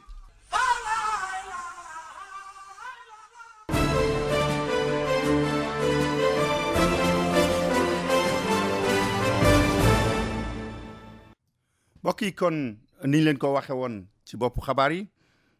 du gudd sax waaye du tee ñu dellu see génn ci lu jëm ci mbiri immigration yi ndaxte ñi nga xam ne ñoom ñoo ko war a dugal bi yoon nag moom wax nañu ne ci alxames sax lañ ko waroon dugal waaye mujj la sotti waaye ayubés gi bu tàmbalee ci li ñuy jëkk a dugal ci lay doon am nañu yaakaar ne sax ci altine ji wala ci talaata ji danañu dajaloo wax li nga xam ne déggoon nañ ci lépp ci seen biir loolu mooy li nga xam ne moo ci gën a am solo fi mu nekk ni mais li ci jotee gun a senn wala ñoom ci seen bopp ñu waxal ko seen bopp ci li nga xam ne moo ci gën a ñor ñu bari ñu nuy déglu mooy lu jëm ci mbiri kayit yi wax nañu ne loolu déggoo nañ ci seen biir ne danañu nangu ñi nga xam ne ñoo fi nekk muy fukki million ak benn yi amul kayit ci réew mi ñu am yoon wuñ leen mën a jaarale woo xam ne dana yàgg dana metti waaye itam dana mujj ñu am seen i kayit ak li nga xam ne mooy seen nationalité bu fekkee lu leen ñor la dañu wax ne nag li ñu bëgg a proposer mooy niñ ko waxee woon danañ leen fayloo ci taxe loolu nag kenn xamagul ñaata loi bi génne rek la ñu mën a xam taxe yi weesu woon ñi ko fayul woon ñi nga xam ne daaw ñu def seen i taxe ñaata lañ leen ciy wax dañ leen da ngeen koy fayaat loolu waxaguñu ko ñaata la ñu wax itam ne bu fekkee dafa am ay alamaan dana ci am wala déet loolu ba tey yegseeguñu ci li nga xam ne nag moom lañ ci sennagun mu jot a ñëw mooy dañu wax ne képp koo xam ne da nga fee nekk te amuloo fi woon ay këyit buñ la mën a jox ci këyit yooyu dana la jox këyit wow da nga ci mën a liggéey yaakaarees na ne itam da nga ci mën a tukki mën a dem dellu si waat da nga ci mën a am ay permis ubbi ci ay compte banque ak yooyu yëpp waaye yi nga xam ne moom green card rek mooy tax nga mën ko am lu mel ne retraite wala ay gouvernement fédéral di la defaral ay Medicare ak yu demee noonu loolu moom duñ la ko mën a jox li fekk amuloo fi li nga xam ne mooy sa green card loolu nee nañu dana mën a xaar lu ko tàmbalee ci juróom-ñetti at ba fukki at ak ñett balaa ngay mën a am sa nationalité américaine wala nga am sa green card full bu mat loolu mooy li nga xam ne moo nee nañu jot na cee senn am na beneen boo xam ne itam ñu bari ñi ngi ko doon xaar mooy bis bu ñu waxee ne dañuy may nit ñi këyit ku fi nekk ba kañ la ñuy wax kañ nga fi ñëwoon li nga xam ne moom lañ ne wax nañ ne déggoo nañ ko ci seen biir te journal bi nga xam ne New York Times feeñal na ko Associated Press mooy ñoo xam ne lu ñu mas a wax daanaka la cay dañ du bari nee nañu daal dañu wax ne buñ koy génnee buñ ko adopté bu fekkee ne jàll na li ñuy wax mooy koo xam ne 1er janvier 2011 fekkoon na la fi booba da nga mën a bokk ci ñi nga xam ne dañuy apply képp koo xam ne nag da nga fi ñëwoon 2011 ak léegi yow dootuloo ci bokk ndax dañu wax ne dañu baaxoo di gis ne bis bu ñu waxee ne ñi ngi waajal mbiru maye kayit wala ñu ngi koy waxtaanee am ñu daal di jël seen i avion daw ñëw toog wala ñu bëtt frontière bi daal di ñëw dugg ci waat moo tax ñu ne bañ waxtaanee ba déggoo daal ñoom juróom-ñetti sénateurs yooyu nga xam ne ñoo bëgg a wax ak congrès bi bañ déggoo ci seen biir nee nañu ku fi 1er janvier 2011 fekk bu boobaa da nga mën a am sañ-sañu bokk ci ñooñu nga xam ne moom la ñuy wax ñan ak ñan ñoo ci des nag ci ñu ragaloon ne mën nañu koo yàq ku mel ne Marco Rubio te mu bokkoon ci juróom-ñetti yooyu te mu ne woon buñ ko gaawtoo nañu def ndànk ñu waxtaane ko ba am ñu naan waa ji mbaa di dafa tàmbali di diri ay tànk bii yoon nag wax nañu ne fas na yéene ne moom ci boppam mooy jël kayit wi wër ñi nga xam ne ñooy congressman yi mu bokkal parti te ñu contre loolu waxtaan ak ñoom Marco Rubio wax ne daal moo nar a nekk porte parole bi kon daal bokk yi li ñu mën a jàpp mooy ci ay bis gii moom leer li lu baree bari lu ci leer dana génn waaye li ñu mën a jàpp mooy 2011 daal la ñu wax te yaakaaruñu ne dees na ko soppi def ko lu ko gën a jege wala de te itam mbiru juróom-ñetti at ba fukki at ak ñett la ñu wax ne ci la ngay door a mën a nekk apply pour li nga xam ne mooy nationalité américaine mënees naa toog ba juróom-ñetti at itam balaa ngay mën a am green card bu mat sëkk loolu mooy li nga xam ne moom lañ jàpp waaye nag du tee nga mën a tukki du tee nga mën a liggéey ci réew mi yeneen yu baree bari yoo xam ne boroomi kayit da koy def ci réew mi da nga ko mën a def bokk yi kon loolu mooy li ñu leen ci tënkaloon tey ji doon leen ko andil jaageen jëf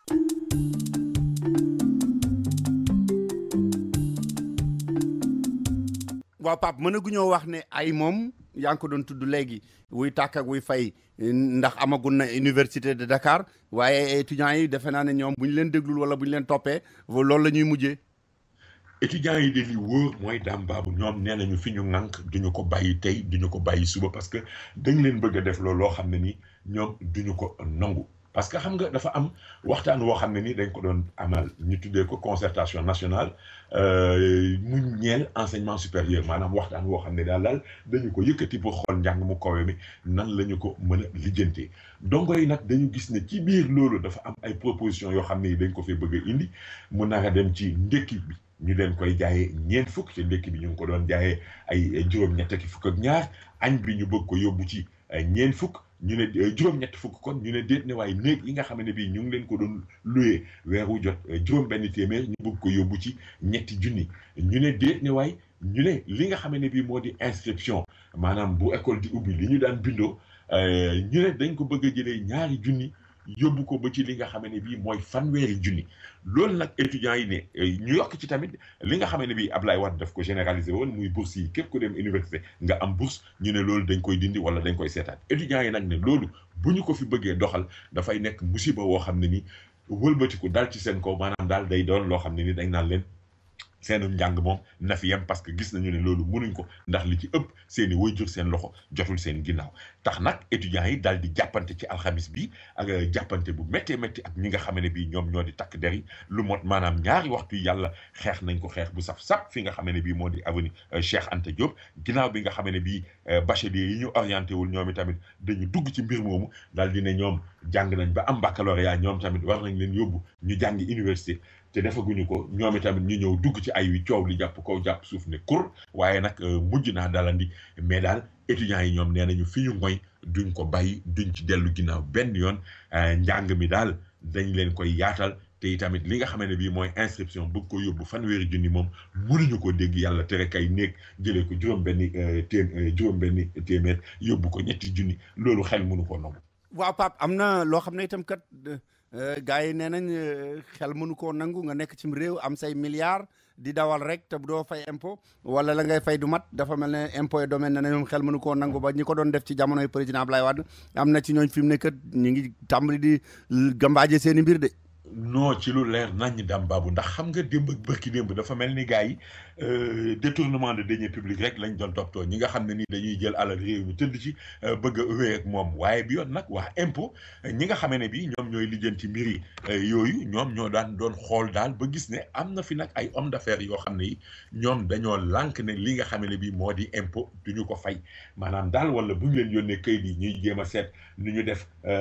ba mucc wala daal di def ay jalgatee ki labaj yoo xam ne yi daf leen di génnee ci mbir yooyu bi yoon nag la ñi nga xam ne bii ñoom ñoo di waa impôt et domaine ne mbir yooyu dafay jeex te booy xool ki ñu njëkk a dal ci kawam mooy ki ñuy wax Lum Diagne xam nga moom hôtel Almadi bi nga xam ne bii moo nekk ci wetu ambassade u États-Unis bu bees bi nga xam ne nii ñu ngi ko mi ngi nekk ca Almadi moom Lum Diagne moomu gaa yaa ngi fëgg ci kawam benn redressement fiscal boo xam ne ni war naa fay lu toll ci 20 milliards ak benn ci suñu ay koppar looloo tax sax fi mu ne nii booy xool compte yi nga xam ne bii moom la am fii ci biir réew mi compte bancaire yi dañu ko daal di bloqué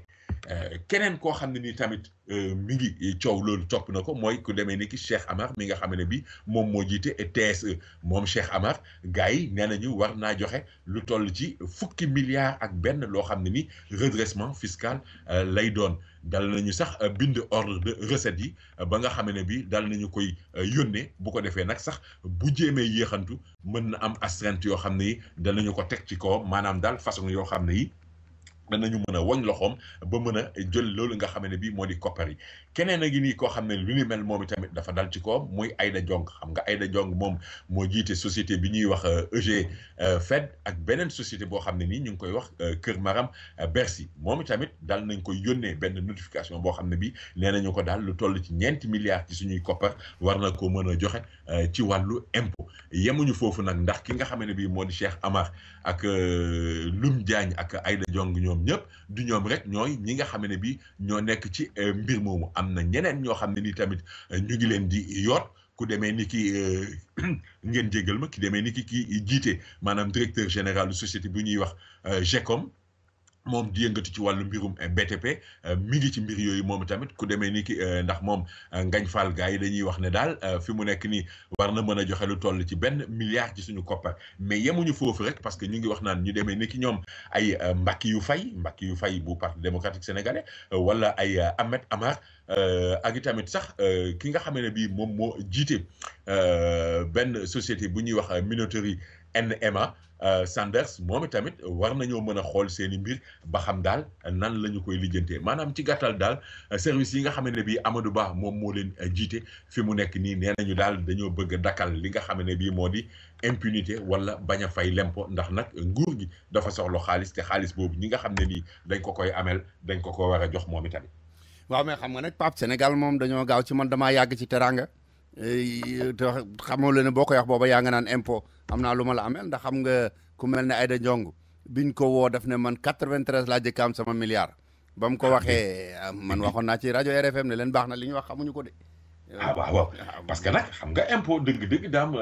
booy xool seen réew yooyu sax moom nekku fa loo xam ne nii dañu koy laam-laamee ndax nag impôt moom da ngay dem kaso moom pour dugalaat ko ci réew mi. waaw bon léegi Pape am na leneen loo xam ne itam de gars yi duñ ko di caaxaane mooy lu jëm ci mbiri drogue bi ñu ne diggante Dakar ak Bamako moom ba léegi jaxasoo na lool. jaxasoo lool Dame Babou diggante Dakar Bamako te bi yoon sax li ñu fa teg loxo moo di drogue boo xam ne nii fi mu nekk nii mi ngi toll jege na 200 kilo ci yamba loolu nag jóge woon fa nga xam ne nii moom moo di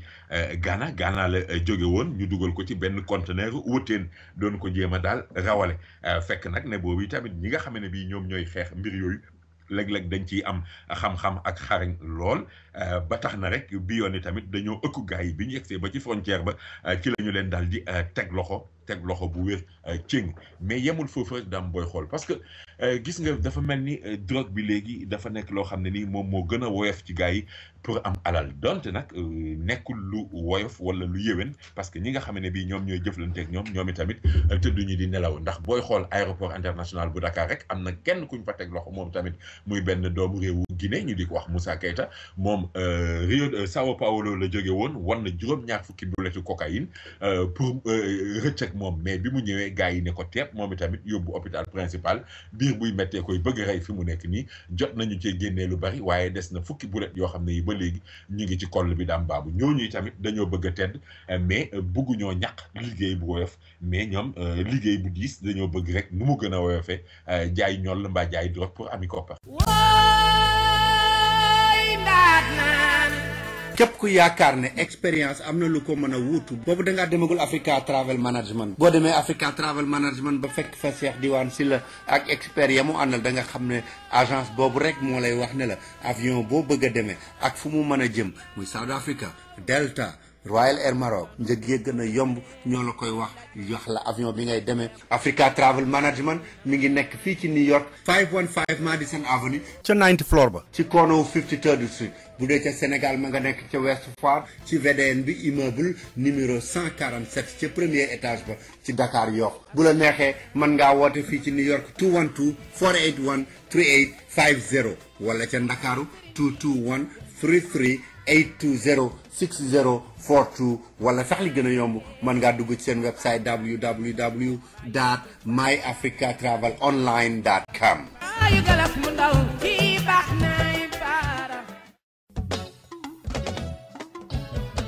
American Language Center mi nga xam ne moo leen di jàngal anglais moo leen di xamal ne ku nekk ci réew boo bëggee sa dëkk neex fa da nga war a wax làkk wa ñu fay wax moo tax mu ne leen bu ngeen bëggee jàng anglais ñëw leen seet si ko mi ngi ci locom yu bees yi 229 West 36th Street ci third floor bi ci diggante 7th ak 8th Avenue jege lool Penn Station fanweeri at ak juróom a ngi nii ñuy jàng anglais te jàngalekat yi gën a aay ci dëkk bi ñoom la ñu fa dajale bu fekkee ne da ngay door a tàmbali wala nga bëgg a bënnal sam njàng itam foofa nga war a dem te la ngay fay tuuti na lool moo gën a yombale ci dëkk bi yéen ñi dëkk Queens itam dem leen ci Jackson Heights ci 75-01 Broadway bu ngeen demee fekk fa American Language Center bu ngeen ci bëggee xam lu gën a leer woote leen ci 1-800 English 1-800 364 5474 1-800 364 5474 bu ngeen wootee laajte André.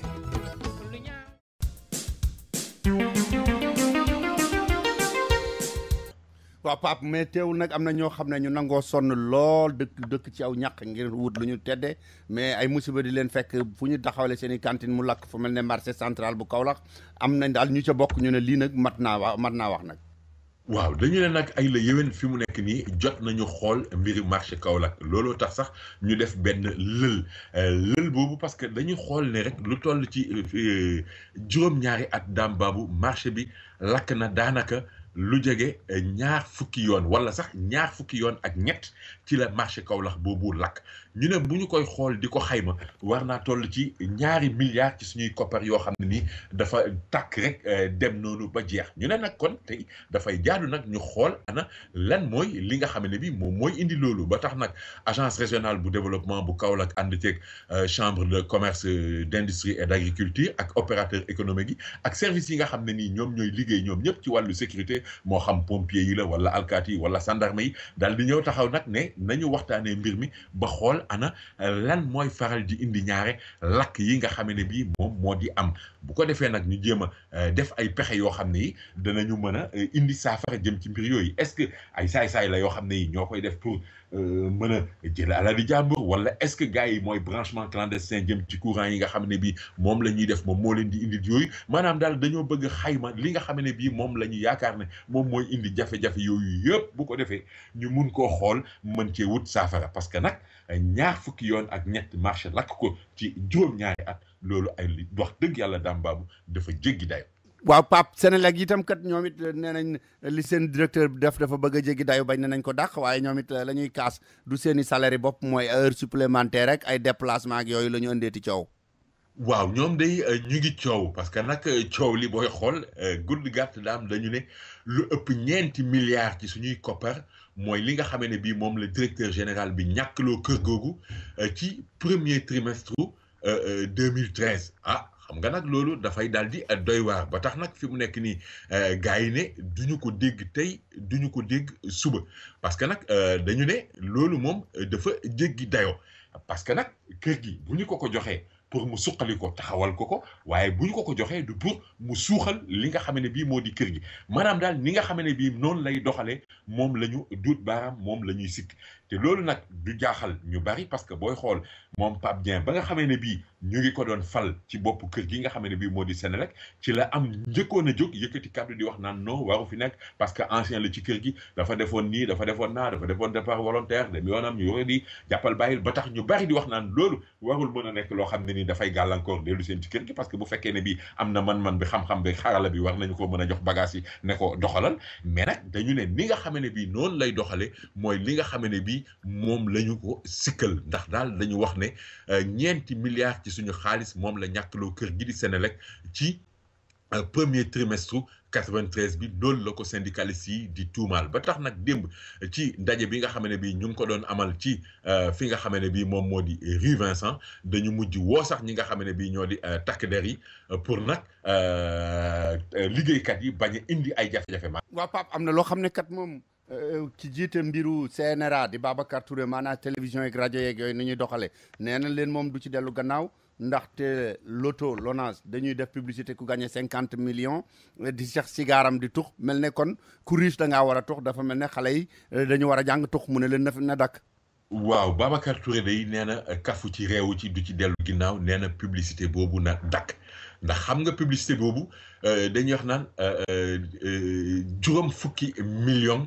dafay soppi dundu doomu aadama maanaam donc ci gàttal bingo dafay soppi dundu doomu aadama li nga xamee ne bii nag moom moo ci doy waar ba Babacar Touré di ko ŋàññ yaa ngi koy wax léegi mooy benn mag moo xam ne ni koo xam ne ni ay at yu bari la moo tax ma ne benn mag maanaam moom moo sol costume daal di takk nœud papillon ñu ne déet ne waaye nag muñ goo xam ne gii tamit tubaarkàlla ak benn cigare boo xam ne ni dafa nekk ci gémmiñ gi mu mel ni ci réew moo xam ne dañ fi tere publicité cigarette parce que bugguñu ci xiirtal xale yi bu ñu nee ci loterie koo xam ne nii dafay gagné maanaam dafay mel ni cigarette wala cigare dafay dañ koy askanale ko am alal wala ku mën boppam wala ku yàlla mënee gan loolu nag la Babacar Touré ne munta nekk ba tax mu ne mbégte wala bonheur daal mënuñu ko méngale ak li nga xam ne bii moom moo di cigarette ba tax nag mu ne loolu moom dafay daal di dakk fu ñu ko jëlee wala fu ñu ko xalaatee woon nañu ko fa delloo mais publicité boobu moom na fi yem moo xam ci ay affiche la moo xam ci ay journaux moo xam ci ay panneau la yu ñu def ci mbedd yi nañu ko dindi ba mu set ci wet nag te nee na kafu ci réewu ci bu ñu ci jéemee yéexantu dana ko jëflanteeg ñoom ba mu saf sàpp te loolu buñ ko waxee bu ko waxee ñu mën koo gëm parce que moom moo ànd ak yoon ndax indi na ay article yi nga xam ne bii moom moo koy tere rawatina code pénal ci article 9 jëm ci wàllu hygiène ak santé publique di wax naan ñi nga xam ne bii ci mbedd mi wala ci yoon dañu fay def ay affiches yoo xam ne yi dëppoowul ak li nga xam ne bii mooy nekkin wi wala dëppoowul ak li nga xam ne bii moom mooy njariñu askan wi dañu koy jëflanteeg ñoom ba mu saf-saf Babacar Touré nag nee na loolu du ci dellu ginnaaw nañu ko doxal ni nga xam ne bii noonu la ñu ko waree maanaam publicité bi daal na fi jóg. Pape Ndaw maa ngi lay gërëm di la sant. di la gërëm di la sant Dame Babou yow tamit di gërëm di sant mboolem ñi nga xam ne bii ñooy déglukat yi fàttewuñ ci ngërëm yi it ñi nga xam ne bii ñoo di si pharmacie di jox ñëpp di ñaanal ñëpp daam jàmm di joxe daje incha allah beneen aljuma. di gërëm si pharmacie daam sunu mbokk ma ca Arlem di ko gërëm di ko sant.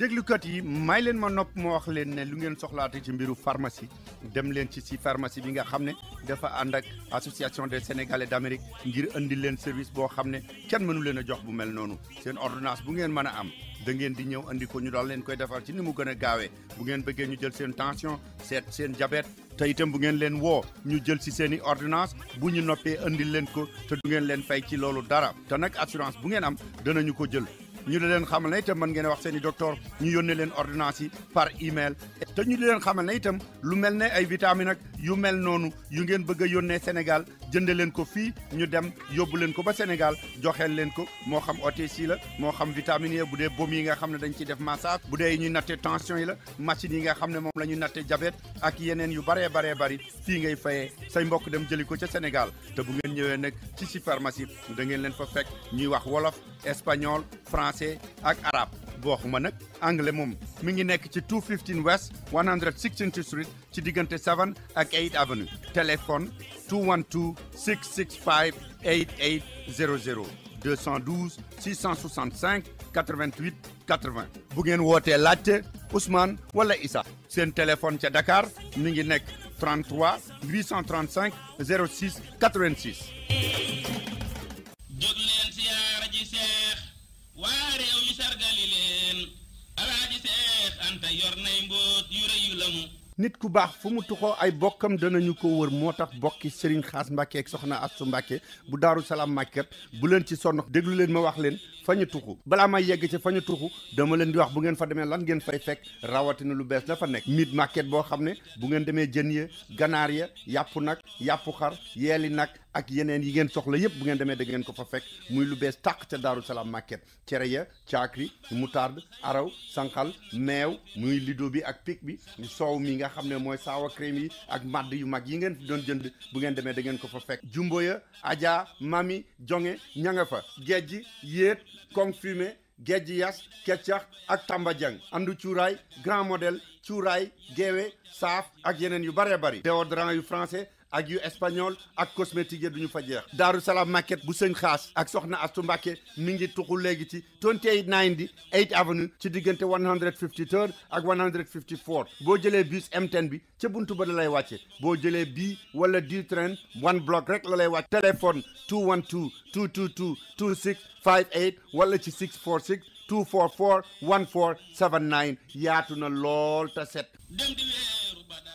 yéen ñi doon xool fan yi di jaar 116 gis ne Kalum restaurant dañu ko tëjoon ndax film bu ñu fa doon def ñu xamal leen ne bànneex bi dellu si na Kalum restaurant ubbiwaat na benn film lañ fa doon def rek moo tax ñu soppi woon tur ba nekkoon ca buntu ba dellu si waat na la ngeen fa daan fekk itam bu ngeen dégg mais da ngeen ko fa fekk michwi ya pentade ya dibi ginaar yi ngeen fa doon fekk ak yeneen dibi ya ca des yëpp ak jën yi nga xam ne dañu leen a lakk mu neex lool ceebu jën ya ak ceebu yàpp ya ak li ngeen fa daan reere yëpp poisson braisé bu ngeen demee Kalum restaurant da ngeen ko fa fekk kon nag bu ngeen xiifee jaar leen Kalum restaurant bu ngeen bëggee lekk jaar leen Kalum restaurant ci ndekki añ ak reer mi ngi nekk ci 120 West 116th Street ci diggante 7 ak Lenox Avenue téléphone 212 749 0180 212 749 0180 kon nag Kalum ubbi waat na film ba jeex na waaw mbokk yi kon léegi da ngeen ñuy may ñu def benn tàgge rek balaa ñu dellu si ak yéen ci li jëm ci xabaar yi rawatina ci mbiru immigration li ñu leen ci tënkal ak li nga xam ne moo jëm ci mbiru tàggat yaram yi Serigne Sidi Mokhtar Mbacke xalif général Mouride ca Touba Serigne Abdou Hakim Mbacke doon Serigne ci ki faatu Pape Gumbale doon doom ci ki faatu ak soxnaam Ndey Tuuti Baabu ca Kaolack Khadim Gumbale doon doom ci ki faatu ak soxnaam Fatou Sougou ca Atlanta Cheikh Amar ak soxnaam Ami Jaxumpa ci New York El Hadji Cheikh Baabu ak soxnaam Anta Jaxumpa ñu di ko wax yekkale ci New York Assane Jaxumpa ci New York Keba Njaay ci Bronx ak bokki naari Kajoor yi Gumbale Sougou Amar Jaxumpa Baabu Touré Sadi ak mbokku naaru Kajoor yépp ñooy am naqar ak tiis di leen tàggee seen taalibe seen baay seen goro seen mbokk El Hadji Mamdine Gumbale neeraw na ci fukki fan ci weeru avril wi ñu nekk ca Kaolack ñu denc ko démb ca Touba ñaanal nañ ko itam tey jii ca Kaolack képp ku dégg tàgge bi nga ñaanal ko yàlla yërëm ko te yéexeen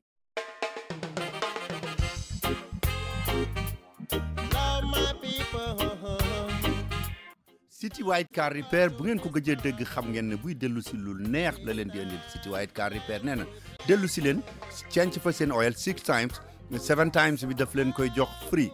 casserole oil moom nga bëgg a def toni $6 lay doon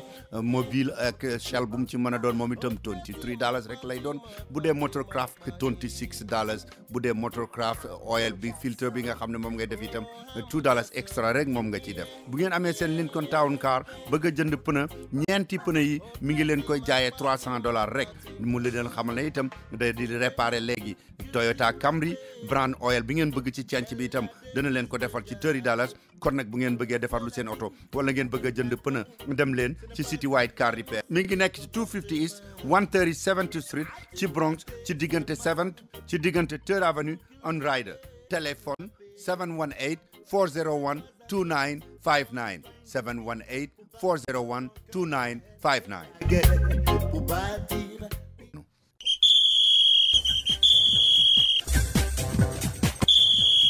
kon boog mbokk yi dañu daal di ñëw ak yéen rek ci lu gaaw ci mbiru football bi ak Alaaji Malick Ndiaye. Damba bu jërëjëf li gën a fës ci xibaar tàggat yaram bokk na ci wàllu football ak jongante bi nga xam ne Sénégal dina ko amal ak Angola juróomi ci weeru juin bi dem si fële ci Luanda waa fédération wax dëgg ñu si buñ dénk wàllu tàggat yaram altine lay doon ngir rek xool naka ñu waajal lay tukki boobu ak ci réunion bi amaloon talaata ba ñu génn ñi nga xam ne waa fédération bëggoon nañ kat man ñu jox leen avion présidentiel bi su ko defee ñu mën a dem ca Luanda dem fële tamit nga xamoo nekk te Monrovia parce que le 16 Sénégal dafa jongante ak Libéria nekk ci jëm ci éliminatoire coupe du monde 2014 waaye ministre bi ñu dénk wàllu tàggat yaram di Malick Ndiaye nee na ba léegi rek bu ñu xaar proposition fédération sénégalaise de football kii di coach de Alain Giresse moo wax ne keroog ci Sud FM seen rajo ne nag li ci ëpp solo moom mooy fexe ba mu utiliser li nga xam moo nekk wàllu déplacement yi nee na kat au niveau loolu daf ko laaj léegi Giresse sax fi mu toll ñëpp ñu ngi jàpp ni kat mu ngi bàyyi xel jour la koy ndaxte samedi dimanche bu nekk mu ngi ci stade Demba Diop moom kat wax na ci làmmiñam équipe bi du nekkul rek jour yi nekk bitim réew ñoo ko waaye doomu Sénégal bu nekk am nga ci cër loolu nag ñu ngi jàpp ne kat sorti Giresse boobu mu ngi ko def ginnaaw bi nga xam ne gaynde yi def nañ na suñu seen diggante ak Angola fële ca Conakry kii fi nekkoon président bu olympique bu Marseille di Pape Diouf moom wax na keroog kat ni Giresse moom ñu ngi koy àtte ci résultat yi lañ koy àtte li ñu ko laajee lu jëm ci wàllu pas-pas ci wàllu football kat yi Pape Diouf ne loolu kat mbirum nit ku nekk la ku nekk yaa war a amal sa pas-pas su bopp waaye nag wax na ne kat El Hadji Ousseynou Diouf joueur boo xam ne bu amoon personnalité la bu gëm boppam la kàddu yooyu nag Pape Diouf mu ko yëkkati ci daje bi nga xam ne ANPS association nationale de la presse sportive moo ko amaloon loolu la jëm ci wàllu code de la presse ñu pilier ci kii di Pape Diouf mi nga xam ne dafa bind benn téere ñu tuddee ko c'est bien plus qu'un jeu am ginnaaw nag dellusiwaat na ci livre boobu ñu koy laaj ci dal yi nga xam ne ñu dal ci koom ku ci mel ne José Anigo nee na kat loolu ñu wax dara amu ci yàq daram dong la tax daal dañ ko doon tuumaal ni moom dafa jalgati ay kopparu olympique du Marseille lu jëm ci wàllu football ba tey Joseph Côté moom daanaka réhabilité nañ ko ndaxte faral nañ ko léegi mu jiite équipe ñi amagul ñaar fukki at Côté nag moom dañ ko dàqoon ginnaaw Sénégal Côte d'Ivoire fukki fan ñett ci weeru octobre ba la ñu génn fii ci Ndakaaru mu nekkoon El Hadji Malick Ndiaye fii ci Dakar pour African Times.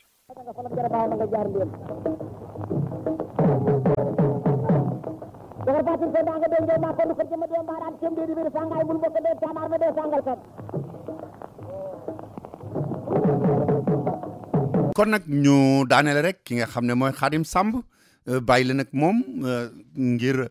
mu wax leen mbiru làmb ji. di wax rek ni xam nga ne semaine bii nu génn daan semaine làmb bu amoon solo la boo xam ni bii làmb ji am na ay surprise yu rëy daam baabu ndax xam nga ne combat yi nga xam ni moo jaaroon ci diggante ki nga xam ni kii mooy guy gi nekk mbër moo xam ni nii day buddi digganteem ak ki nga xam ni kii mooy nees nekk na combat boo xam ni bii combat bu doy waar la ndax ki nga xam ni kii mooy Ama Baldé dafa daan guy gi waaye terewul ki nga xam ni mooy nees daanoon na Ama Baldé waaye terewul nees ci boppam nag bi mu dikkee bëre ak ki nga xam ni kii mooy guy gi combat bi diire presque ñaar fukki minutes manqué waaye bu di ñaar fukki wiir jaari ndaari def guy gi def ko mu ci daan jël bu rëy boo xam ne def ko bett loolu nag am na ci jàngat bu ñu def daam baabu fii ci réew mi xaw ma nag foofu ban jàngat nga ci war def ndax comme dañu wax ne bu ñu nee yàlla piccam dàmm bu ñu nee yàlla piccam jàmm naaw guutut ak ndobi nag xalaaxal taxut njëre doo nga tax ñuy wax dañuy wax ne xele yi am na doom yoo xam ni wala sunguf soo xam ni moom la ñuy xiif di ko naan ni ñuy naanee njorndi tax na moo leen di wal maanaam nees bi mu sumikoo stade bi ñëpp dañ dar seen gémmiñ ndax poids bi mu indi tax na bu dóoree su ko waa ji moytoo mu daanu bu songee su waa ji mooy taw mu daanu ba jënd bi sax looloo ko yombalal ki nga xam ne kii mooy guy gi mu nekk beneen jàngat guy gi itam nee nañ naam jël na poids boo xam ne xamuñu ko nag moom waaye nag ba ñu dikkee ci signature contrat yi dëkk yi guy gi bi mu delluwaatee ba ñu ko ku mujjee dafa daal di entraîné ji lenn ci lum dindi lekk nag mooy ca lex yeeg gisal nañu ne am na chargement boo xam ne bii bokkuteen ci ba mu amoon mu nekkan combat bu am solo boo xam ne Alaaj Ndiaye 2STV moo ko tëggoon Alaaj Ndiaye 2STV nag làmba moom xam nga benn tee du fa dugg moom loolu nekk na loo xam ne fi ni itam ñu ngi koy coow fii ci Ndakaaru ndax dafa am réeroo bu metti boo xam ne moom réeroo na ko ak waa TFM réeroo ko ak télévision yépp ndax boo xoolee lamb ji nga xam ne moo am ci diggante Papa Sow ak Baye Mandione nga xam ne ci laa jëm si muy combat boo xam ne bii dañ ko tëkkale ak combat boo xam ne yow fekke woon nga ko muy diggante Papa Kan ak Mbaye Guèye ndax saa su caaroy génnee mbër saa su kenn mu mbër diggante boobu lay indi wala mu indi diggante Ray Sigaar ma nga xamoon ak Youssou Diène mi nga xam ne moo daa jëmboo Medina combat ba xas-xas loo ko dafa méttoon mu nekkan combat revanche ndax Baye Mandione dafa dugg Fass ñetti yoon ñu daan ko mu duggal nag ne dafa bëgg a bala moo laajat Gris Bordeaux mi nga xam ne bëréwoon nañu te ku ne daan sa morom day daan Papa Sow mi nga xam ni mën nañu wax tey ni Papa Sow bokk na ci yaakaari Fass moo xene bi nga xam ne moom la ñuy wax Lac Rose waaye bëre ba yàggul tawul ndax bi nga xamante ni bii songoo nañu dañoo léewtoo fukki minutes ak ñett arbitre bi jox leen ñetti avertissement nga xam ne su ñeentam dañ leen disqualifié jël seen reliquat ki nga xam ne kii mooy Papa Sow sànni benn kurpeñ Baye Mandione Faye Papa Sow wàcc daw jàpp ne topp tànku càmmoñ ba ba mu jàppee tànku càmmoñ ba daf ko bàyyi daw woobu ko wër ko ndombo waa ji defee ni daf koy buddi mu suppir bi ko samp bopp bi ci suuf bi nga xamante ni bii Baye Mandione jóg na def ne lu xew ñu ne ko daanu nga loolu nekk combat bu am solo waaye nag ñu ngi jëm ci combat boo xam ne bii combat bu doy waar la muy diggante ki nga xam ne kii mooy Malick Niang mos a dégg mu ñëw am na lu ba juróom-benni kaawoo ku mu dóor bu la bàyyi hôpital nga jëm mooy daje ak ki nga xam ne kii mooy nag Sa Thiès doomi Double Less bi nga xam ni ñu ngi wax ni Sa Thiès ak Balla Gaye kan moo gën a garaaw ñu ni Sa Thiès a gën a garaaw ñu ni Balla Gaye gën a garaaw waaye Sa Thiès déggagul mu ñëw moom itam muy ñaari mbër yoo xam ne yii ñooy bëre premier mai mu nekk nag ñu xaar nag rendez-vous ci def ndax xam nga ne diggante Balla Gaye ak Tapha Tine combat bu doy waar la ñoom ñaar kenn ku ne yaa ngi yokk sa bopp dem nañ ci signature dem nañ ci France dellu si waat waaye diggante ki nga xam ne kii mooy Eumeu Sène ak Modou Lo itam ki nga xam ne mooy Modou Lo moom dafa loolu waaye Eumeu Sène moom bërki dem bi plein di bëre ñëw na ndax nee na bu fekkente ni xale yi dañuy ànd ak yow di la jàppale suñu amee combat boo taxawee seen perte dana leen motiver waaye bu ñu ànd ak yow di la jàppale te bu ñu amee combat doo ñëw mu ne moom du def loolu surtout nag ñi nga xam ne daam baabu ñoo nekk ci li nga xam ne li mooy saako bi mooy ki nga xam ne mooy Gris Bordeaux ragal nañu mu def année blanche ki nga xam ne kii mooy Lac de Guiers 2 ragal nañu mu def année blanche ki nga xam ne bu defoon na année blanche daaw ñu doon séntu mu def année blanche ren